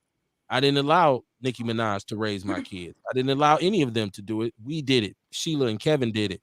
No rapper got to do it. And if I was to give anybody any advice, it would be that. Raise your goddamn kids, right? That's what we need to do. So we gonna be back Wednesday night. I don't have anybody scheduled to make a guest appearance. Hey, I know all of you all are out and about in the community. If you see anybody you want to bring in, make sure you tell them, hey man, come on the show, chop it up with us, and we'll get them on, man. I'm always down to represent positivity. I'm more of a person that's action based. Even though I love to talk, I love to act as well. I love to make things happen, and that's what I do. Even though you don't see me. And because I learned how to move in the shadows. So I'm all about action, man. You talk about it all you want, but I'm more about doing it because like Willie D says, if your criticism of the community outweighs your contribution, your mama should be embarrassed and your daddy should have pulled out. I'll see y'all Wednesday night, man. Peace and love. Peace.